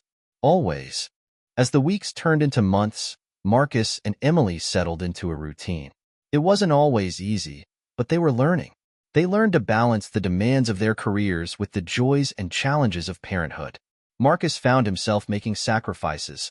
Late nights at the office became a thing of the past as he prioritized family time. Emily, too, adjusted her schedule to make sure that Ava had everything she needed. Through it all, they supported each other, and their bond only grew stronger. Marcus found himself amazed by how resilient Emily was. She had always been strong, but seeing her as a mother, loving, nurturing, and fiercely protective, made him fall in love with her all over again. One afternoon, after a particularly exhausting night with Ava, Marcus came home from work to find Emily sitting in the living room, nursing their daughter. He could see the tiredness in her eyes, but there was also a deep, quiet satisfaction. "You're amazing, you know that?" he said, stepping into the room. Emily smiled up at him, a little exhausted but content. "Some days I feel like I'm barely keeping it together." Marcus shook his head. "You're doing so much more than that. You're giving our daughter the love and care she needs to grow, and that's the most important thing." Emily's smile softened, and she nodded. "I know, but sometimes I wonder if I'm doing enough. If I'm giving her everything she deserves." "You are," Marcus reassured her, walking over to sit beside her. "You're more than enough, Emily. You're the best mother she could ever ask for." Emily leaned into him, feeling the weight of his words settle in her heart. I just want to be the best for her. You already are, Marcus replied, pressing a kiss to her forehead. As they sat there together, with Ava nestled between them, Marcus felt a sense of peace he hadn't known before. The chaos, the lack of sleep, the constant adjustments, it was all worth it when he looked at his little family. They were creating a life together, and though it wasn't always easy, it was theirs, and that was enough. The months flew by in a haze of joy and challenges. Ava grew quickly, reaching milestones that filled Marcus and Emily with pride. Her first smile, her first word, her first steps. Each moment was a victory, a reminder of the beauty of life and love. Marcus kept a journal, jotting down memories and milestones for both himself and Ava, knowing he wanted to be able to share them with her one day. One afternoon, while Marcus was at work, Emily received a phone call from her mother. The conversation was light at first, filled with the usual catch-up and small talk. But then, her mother's voice became more serious. "Emily, I've been thinking a lot," her mother said, "about you and Marcus and the life you're building together. I just wanted to remind you to take care of yourself too. You're always so focused on Ava and on Marcus, but you need to take time for yourself, too. You can't pour from an empty cup." Emily was quiet for a moment, reflecting on her mother's words. It had been so easy to get caught up in the whirlwind of parenthood, to focus entirely on Ava and Marcus. But her mother was right. She had been neglecting herself. In the midst of everything, she had forgotten to make time for her own well-being. "I know, Mom," Emily said softly. "I've been so focused on them that I've forgotten to take care of me. But I promise I'll try." Her mother's voice softened. "Just remember, Emily, you deserve to take care of yourself, too. You can't be everything to everyone if you're not whole yourself." That conversation stayed with Emily for days. She loved her family with all her heart, but she had been so consumed by the needs of those around her that she had lost sight of her own. It was time to find a balance, to take care of herself, so she could continue to take care of the people she loved. Later that evening, when Marcus came home, Emily shared her thoughts with him. He listened carefully, understanding the struggle she was going through. They both knew that parenthood was demanding, but it was also essential to remember that they were individuals, too, not just parents. "I want to be a good mom," Emily said, "but I also need to take care of me. I can't do everything all the time." Marcus nodded, his hand resting gently on hers. "We'll figure this out together, Emily. You deserve time for yourself, too. You need to recharge so you can be the best version of yourself, for you and for us." Emily smiled, feeling a sense of relief wash over her. "Thanks for understanding." "Always," Marcus replied, kissing her hand. "We're a team, remember?" And in that moment, Emily realized something important. Being a good mother wasn't just about giving everything to her child. It was also about nurturing herself, so she could be the best mother, wife, and woman she could be. It was a delicate balance, but with Marcus by her side, she knew they could handle whatever came their way. As the days passed, Emily began to take more time for herself, carving out moments of solitude whenever she could. It wasn't easy, and at first, she felt a sense of guilt for stepping away from her duties as a mother. But little by little, she realized that in taking care of herself, she was actually doing more for Ava and Marcus than she had ever imagined. One Saturday morning, after a particularly long week, Emily decided to take a walk alone in the park. The sun was bright and warm, casting golden light over the grass and trees. It had been a while since she had taken a moment just to breathe, to think without the constant hum of daily life pressing in on her. She took slow steps, allowing herself to enjoy the quiet of the world around her. As she walked, memories of the past few months flooded her mind. How much she had grown as a mother, how much she had learned about herself. But she also realized that in the process of becoming a mother, she had lost a bit of the woman she had once been. The woman who dreamed big, who had passions and goals that were just for her. It was easy to get lost in the whirlwind of caring for a newborn, but she was determined not to forget who she was, outside of motherhood. As Emily reached the park's edge, she found a bench and sat down, feeling the cool breeze on her face. She closed her eyes for a moment, taking in the peaceful sounds of birds and rustling leaves. In this moment of stillness, she realized something important. She needed to rediscover her passions, her dreams. She needed to find a way to balance being a mother with being a woman who had her own identity. Her thoughts were interrupted by the sound of a phone ringing in her pocket. She smiled when she saw Marcus' name on the screen. "Hey, babe," she answered, her voice light and calm. "Hey," Marcus replied. "How's your walk going?" "It's going great." "I needed this," Emily said, looking around at the quiet park. "Just needed to clear my head for a bit." "I'm glad you're taking some time for yourself," Marcus said, his voice full of warmth. "I think it's important. You've been doing so much for Ava and me. You deserve it." Emily smiled softly at his words. "Thank you. I've been thinking a lot about me, about who I am outside of being a mom." "I'm proud of you for taking that time," Marcus said. "I think it's easy to forget that you're not just a mother, you're an individual too. I'll support you in whatever you need." Emily felt a surge of gratitude for Marcus. His support meant the world to her, and it reminded her that they were in this together, every step of the way. She knew that with him by her side, she could rediscover her own passions and still be the mother and wife that she wanted to be. "I think I need to do something for me," Emily said, feeling the weight of her decision settle in. "Maybe I'll take a class or start a project I've been putting off." "That sounds like a great idea," Marcus said. "Whatever you need, I'm here." "I want you to be happy, Emily. That makes me happy." "Thanks, Marcus. I love you." "I love you too." After hanging up, Emily sat back against the bench, feeling a sense of peace settle over her. She wasn't sure exactly what her next step would be, but for the first time in a while, she felt excited about the possibilities. As the weeks passed, Emily began to explore the things she had put on hold. She signed up for a creative writing class at a local community center, something she had always wanted to do but never made time for. She also started working on a small project, writing a children's book inspired by the adventures she and Marcus had already shared with Ava. She found herself excited by the idea of storytelling, of bringing her imagination to life. But it wasn't just her personal projects that brought her joy. She continued to deepen her bond with Marcus, and they began to make more time for each other. Date nights, though rare, became more special.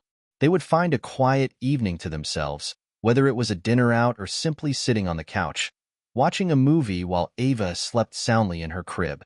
One evening, as they sat together on the couch after a particularly hectic day, Marcus turned to her with a thoughtful look on his face. "You know," he began, "I've been thinking about us, about the future."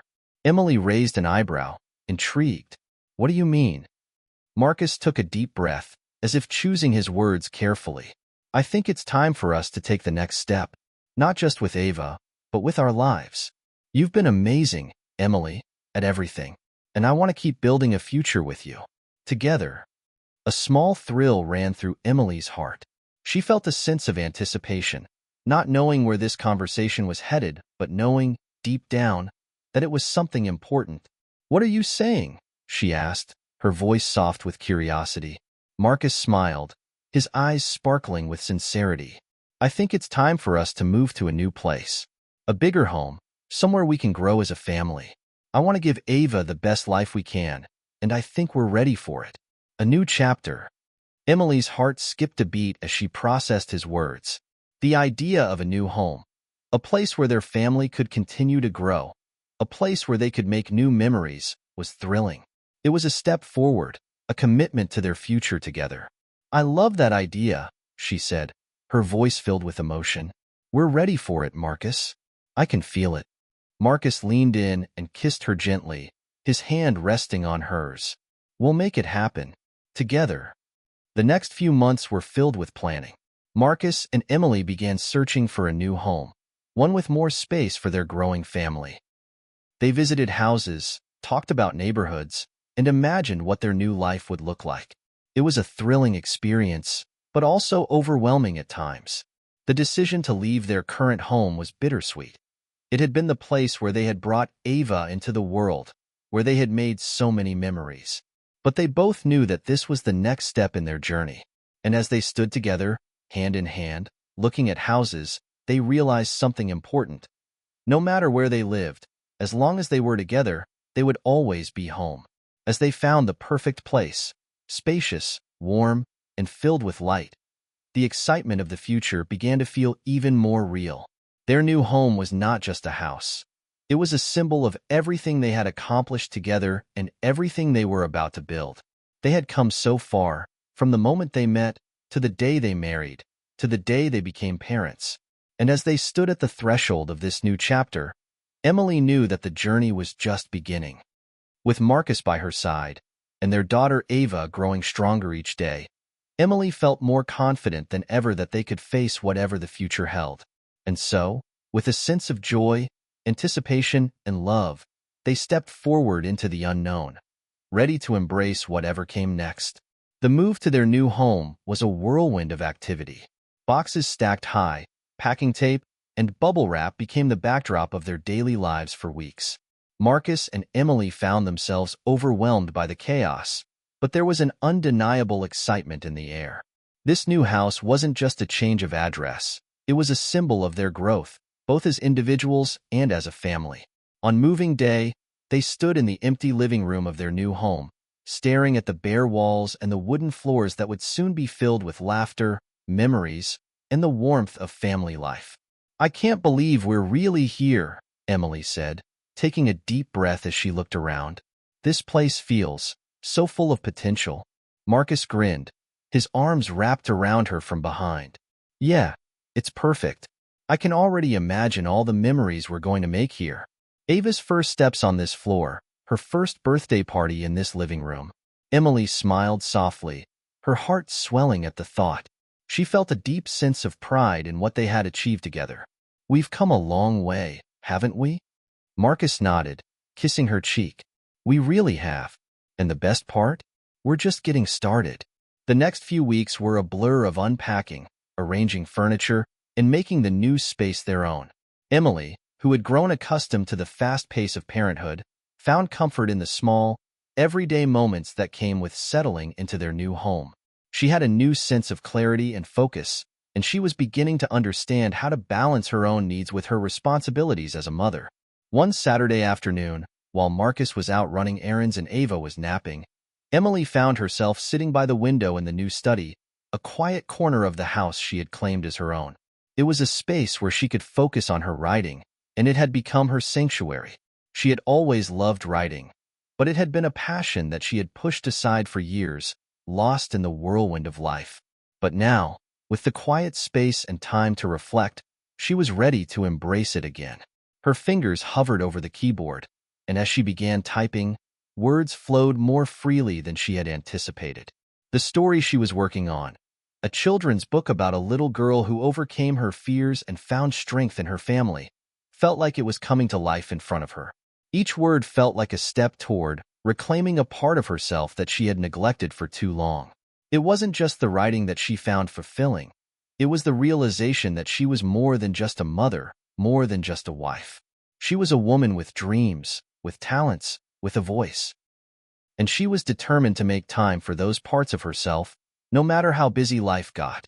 Meanwhile, Marcus was settling into his new role as a father and partner in a way that made him even more aware of the balance they had to strike. He knew Emily had her own dreams, and he was determined to be supportive, just as she had always supported him. One evening, after they had put Ava to bed, Marcus pulled out a bottle of wine from the cabinet and set 2 glasses on the kitchen counter. Emily, still in her robe from the day's activities, walked into the kitchen and raised an eyebrow at the sight. "Wine?" she asked, surprised but intrigued. "I thought we could have a little celebration," Marcus said, uncorking the bottle with a smile. "You've been working so hard on your book, and I want to celebrate it." "Celebrate you?" Emily's heart warmed at his gesture. She had been so focused on Ava, on the house, on everything that needed to be done, that she hadn't given herself a moment to appreciate the progress she had made. But Marcus was reminding her of the importance of recognizing her achievements, no matter how small they seemed. She took the glass he offered, savoring the smooth, fruity taste of the wine as she sat down at the kitchen table. "You're really something, you know that," she said, her voice filled with affection. "I try," Marcus said with a wink. "But seriously, I'm proud of you. You found a way to make everything work, being an amazing mom, a supportive partner, and still making time for yourself. That's incredible." Emily smiled, feeling a warmth spread through her chest. "Thank you. It's not always easy, but I'm getting there. And I couldn't do it without you." They clinked glasses, a simple but meaningful gesture that celebrated not only the milestones they had reached, but also the journey they were on together. A few weeks later, Emily's children's book was finished. It wasn't a bestseller, but that wasn't the point.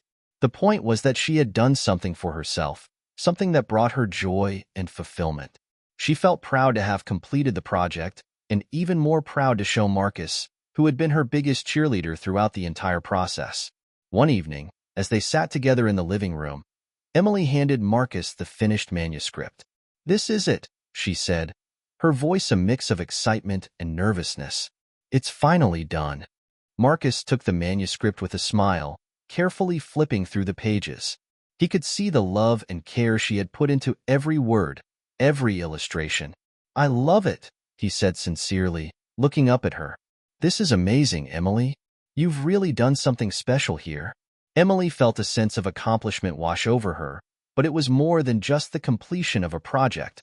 It was the realization that she had found a way to follow her passion, even amid the busyness of motherhood. "Thank you for believing in me," she said quietly. Marcus reached over and took her hand. "I've always believed in you." As the months went by, Emily and Marcus continued to navigate the challenges of parenthood and life. They learned to adjust to the new rhythms of their growing family, always striving to find balance between their individual dreams and their shared responsibilities. They celebrated the small victories, Ava's first steps, the first time she said, "Mama," and the quiet moments at night when they could sit together and just be. But there was one thing that remained constant: their love for each other. It wasn't always easy, and it wasn't always perfect, but it was real. They were building a life together, step by step, day by day. And through it all, they knew one thing for sure. As long as they had each other, there was nothing they couldn't face. As the year went on, life for Emily and Marcus continued to unfold in unexpected yet beautiful ways. Their new home had become a warm haven filled with laughter and memories, and their bond as a family grew stronger each day. But even in the midst of their newfound happiness, there were moments that tested them, challenging them to continue evolving. One such moment came when Emily received a call from her sister, Sarah. Sarah had always been a source of support, someone Emily could count on, but their relationship had become strained over the years. Sarah had moved out of state after college, and while they tried to stay in touch, the physical distance had also created emotional distance. Sarah's voice crackled over the phone, her tone uncharacteristically serious. "I need to talk to you. It's important." Emily's stomach tightened with concern. "What's going on, Sarah? Are you okay?" There was a pause, and then Sarah spoke again, her voice shaky. "I've been struggling lately. I don't know what to do, Em. Everything feels off. I feel lost. I think I need help." Emily's heart ached. She had always known that her sister had a lot of her own challenges, but this felt different. "Of course you do, Sarah. Whatever you need, I'm here for you. We'll figure this out together." As soon as they hung up, Emily sat down on the couch, her mind racing. She hadn't realized just how much Sarah had been going through. Despite their occasional calls and messages, Emily hadn't truly seen the extent of her sister's pain. She immediately felt a mix of guilt for not being there more and a sense of responsibility to be the sister Sarah needed. Marcus, sensing her unease, walked into the room and sat down beside her. "What's going on, babe?" Emily took a deep breath and told him about Sarah's call. "She's really struggling, Marcus. I think she needs me, but I don't know how to help her from here. I want to be there for her, but I'm not sure how." Marcus placed his hand on hers, giving it a reassuring squeeze. "You're an incredible sister, Emily, but it's okay to need help too.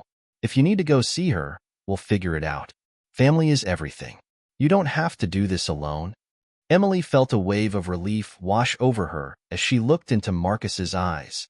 His unwavering support reminded her that no matter what challenges came their way, they would face them together. But even as the weight of her sister's pain rested heavily on her shoulders, Emily knew that there was only so much she could do on her own.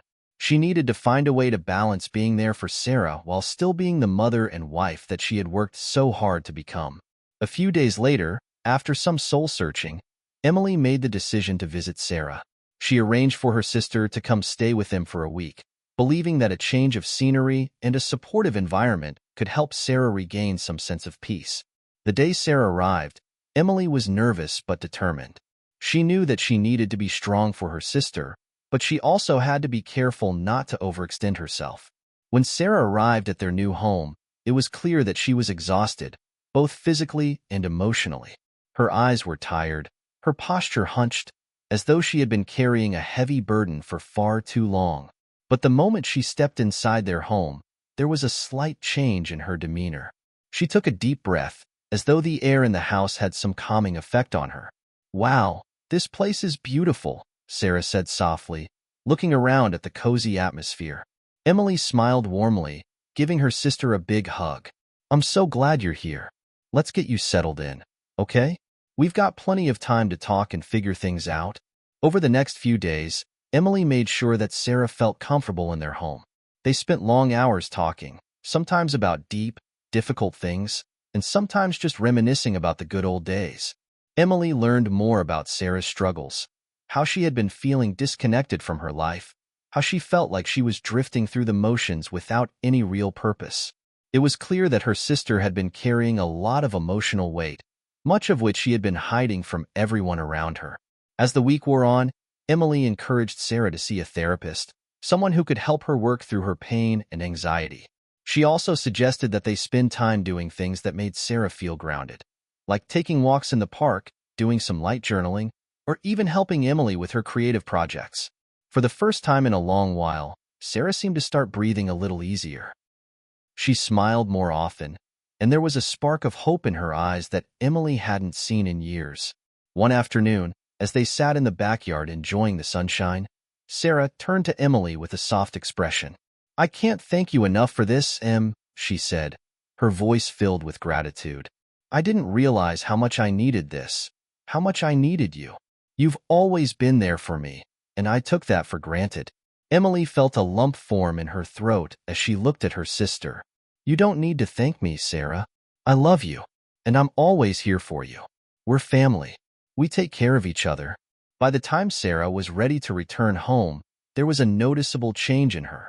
Though she still had a long road ahead of her, she seemed stronger, more determined to take control of her life again.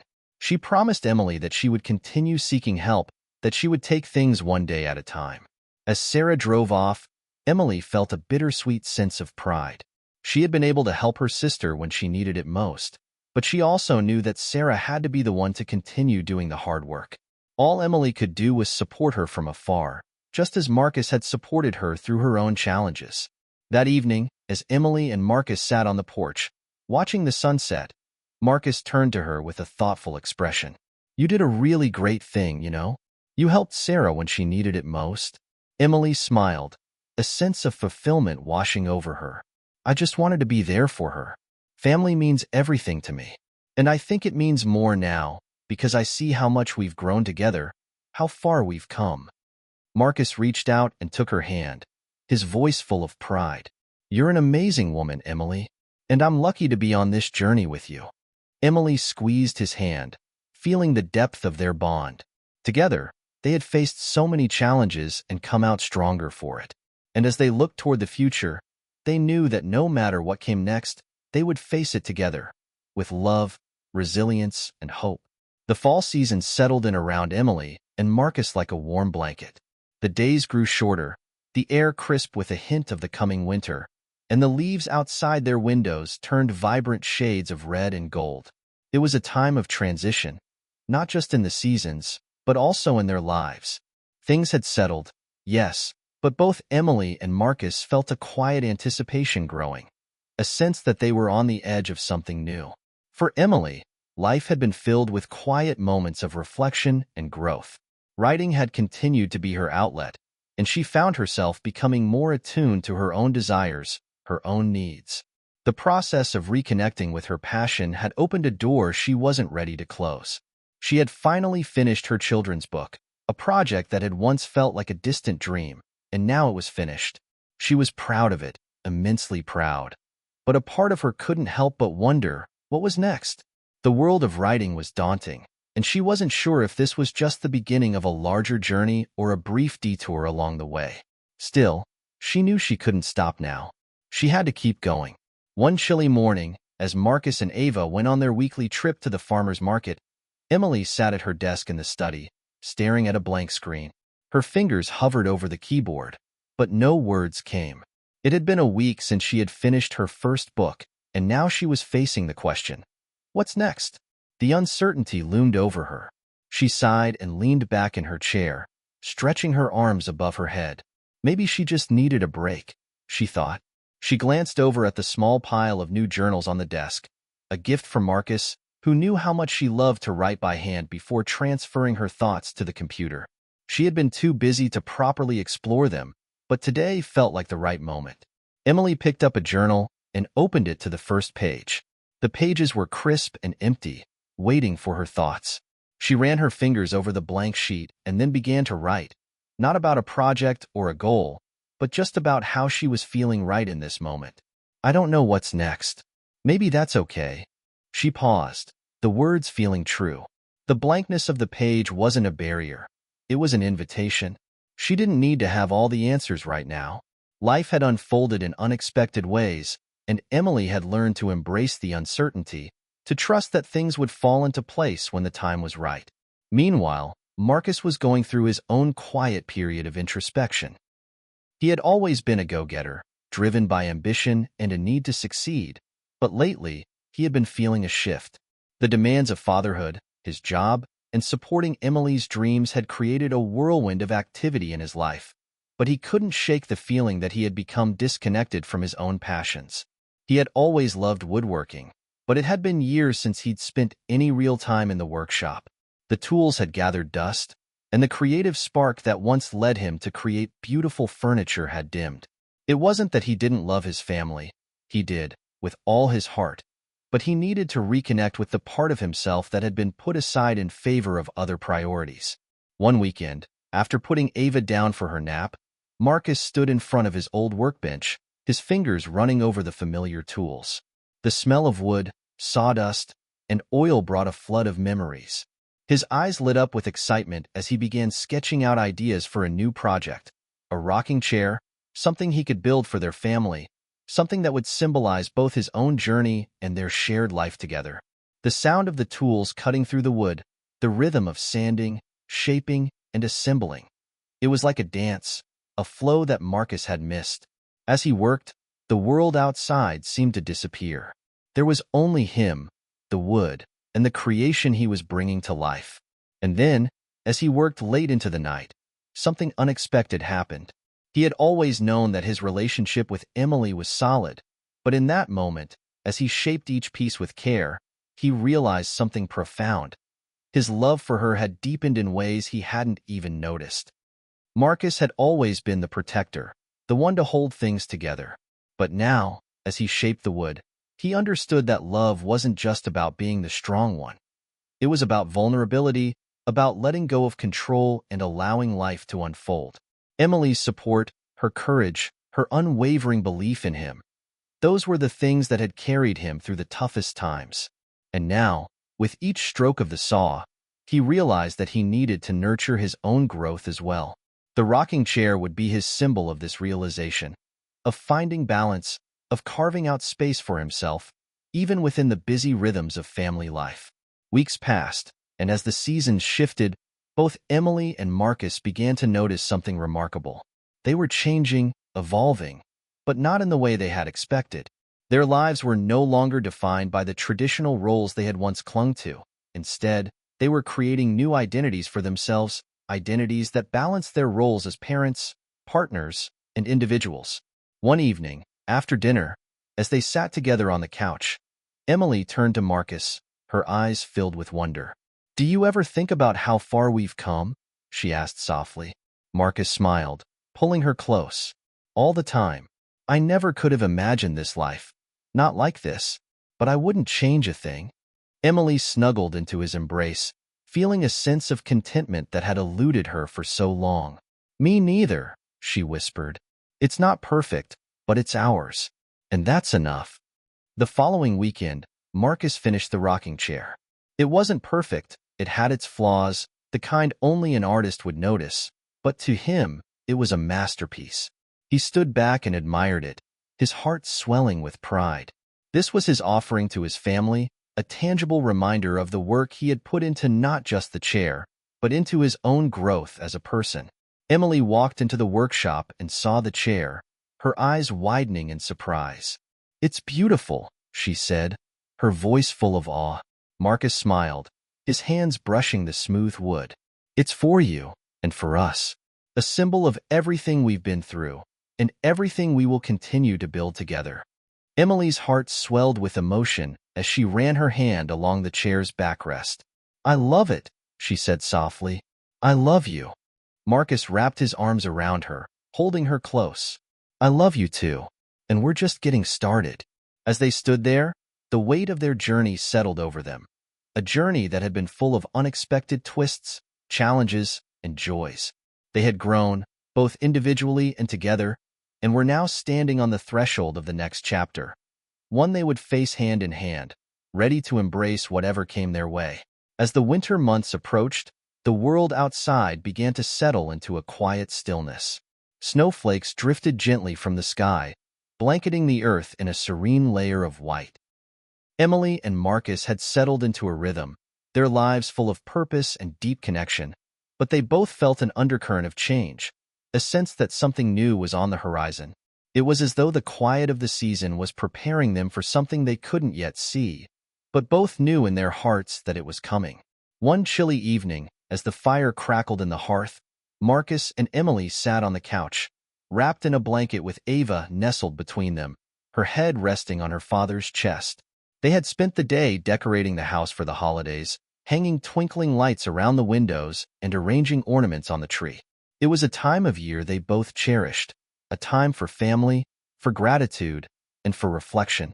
"Do you ever think about what's next for us?" Emily asked, her voice soft as she gazed into the fire. Marcus chuckled, looking down at her with a thoughtful expression. "All the time. It's hard not to, but sometimes I think we've got to just let things unfold.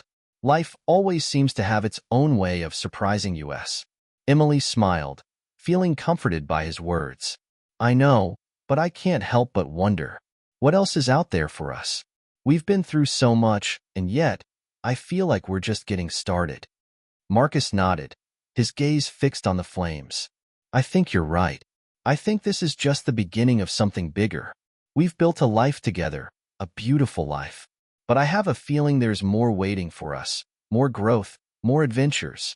Emily leaned her head against his shoulder, savoring the warmth of the fire and the peace in their home.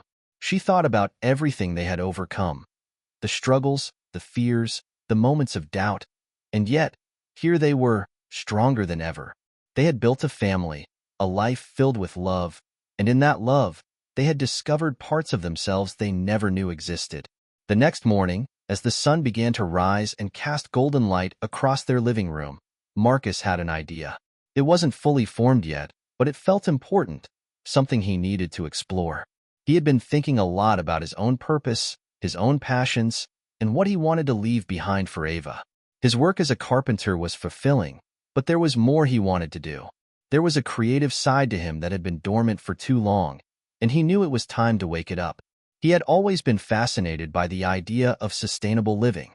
He had heard about people building homes with recycled materials, designing with the environment in mind, and creating a lifestyle that was in harmony with nature. As he sat at the breakfast table, watching Ava play with her blocks, the idea began to form more clearly in his mind. What if he could build homes that were not only beautiful but also eco-friendly? Homes that were sustainable, using materials that minimized harm to the planet. It was an ambitious dream, but it felt like the right next step. He shared the idea with Emily that evening after Ava had gone to bed. "I've been thinking a lot, he began, his voice filled with excitement, "about something I've always wanted to do, build sustainable homes. I want to combine my carpentry skills with a focus on the environment. I think I could make a real difference, you know?" Emily looked at him, her eyes lighting up with surprise. She had always admired Marcus's creativity, his ability to see possibilities where others saw limitations. This idea, It felt like the natural next step for him. "I think that's amazing," Emily said, her voice full of conviction. "You've always had a vision. And this could be your legacy. You could create something that impacts not only our community but the world." "I believe in you, Marcus." Marcus smiled, feeling a surge of inspiration. "Thanks, babe. I needed to hear that. It's a big dream, but I think we can make it happen." Over the next few months, Marcus threw himself into research, learning everything he could about sustainable building practices. He reached out to experts in the field, attended workshops, and even started experimenting with eco-friendly materials in his workshop. He knew that starting a business from the ground up would be a challenge, but he was determined. The idea of leaving a legacy, something that Ava could look back on with pride, kept him motivated. During this time, Emily was busy with her own projects. She had begun writing more, diving into stories that had been bubbling in her mind for years. She was no longer just focused on children's books. She was branching out into new genres, exploring the creative side of her writing that she had neglected for so long. She took some online writing courses and started submitting her work to publishers, hoping that this new direction would take her somewhere she hadn't been before. Despite the busyness of their lives, they both knew they were on the right path. The passion they shared for their respective dreams was something that fueled their relationship, pushing them forward, supporting each other every step of the way. They weren't just partners in life, they were partners in growth. One evening, as Emily sat at her desk, reviewing her latest manuscript, Marcus came in, his face glowing with excitement. "You won't believe this," he said, his voice full of enthusiasm. Emily looked up, intrigued. "What happened?" "I just got my first client," Marcus said, his eyes wide with disbelief. "A couple wants me to design and build an eco-friendly home for them. This is real, Emily. It's happening." Emily stood up, her heart swelling with pride. She walked over to him and wrapped her arms around him in a tight embrace. "I knew you could do it. You're going to change the world, Marcus. One home at a time." Marcus kissed the top of her head, his voice filled with gratitude. "I couldn't have done it without you. You've always believed in me, even when I doubted myself." They stood there for a moment, holding each other in the quiet warmth of their home. Outside, the snow continued to fall, blanketing the world in a soft, peaceful hush. Inside, however, the fire of possibility was burning brighter than ever. For both Emily and Marcus, this was the beginning of a new chapter. Their individual journeys were intertwining, creating a future they had never imagined, full of dreams, hope, and the promise of something bigger than themselves. They were ready for whatever came next. The new year had arrived, and with it, the promise of fresh beginnings. The world outside their windows was blanketed in a thick layer of snow, the air crisp and cold. But inside the warmth of their home, Marcus and Emily found themselves surrounded by the fruits of their labor. The dreams they had worked toward, the moments they had built together, and the growing certainty that their futures were full of possibility. The journey had been long. There had been doubts, struggles, and moments of fear that threatened to derail their progress. But as they stood at the edge of a new chapter, both Marcus and Emily realized how far they had come. Not just in their careers, but in their personal lives as well. They had built something that wasn't just a home, it was a life. The Sustainable Home Project had blossomed beyond Marcus's expectations. The couple that had hired him was thrilled with the results of the first eco-friendly home he had designed and built. The work was not just a project, it was a statement. It was proof that their dreams could align with their values, and that they could make a difference in the world, one home at a time. Marcus's name began to spread in the community. More and more people reached out to him, asking for their own eco-conscious homes, and the one small idea began to grow into something much bigger. He hired a team of builders who shared his passion for sustainability and worked tirelessly to ensure that every project met the highest environmental standards. It felt surreal to him, this success, but it was also deeply fulfilling. He was doing something that made him proud, something he could share with Ava as she grew older. Meanwhile, Emily's writing career had taken off. She had signed a contract with a well-known publishing house for her children's book, and her recent foray into fiction had landed her a 2-book deal. The excitement she had once felt over finishing her first manuscript was now amplified by the knowledge that her stories were touching people's hearts. Her writing, her creativity, had become not just an outlet but a source of inspiration for others. But despite their growing successes, it was the little moments that truly defined their journey. The quiet evenings spent with Ava, the soft laughter that filled the house, the shared dreams, and the connection that deepened between them as they learned and grew together. One evening, as they sat together in the living room, the glow of the fire casting soft shadows on the walls, Emily looked over at Marcus. He had been talking about the latest sustainable project he was working on, but she had drifted into her own thoughts. She realized, suddenly, that everything they had been through had led them to this moment. This life they had built was everything they had dreamed of, and more. "I've been thinking," Emily said, her voice quiet, but steady. "We've come a long way, haven't we?" Marcus smiled, nodding as he set down the book he had been reading to her. "Yeah, we have. We've faced challenges, sure, but we've also created something beautiful, something that feels right, something that feels like home.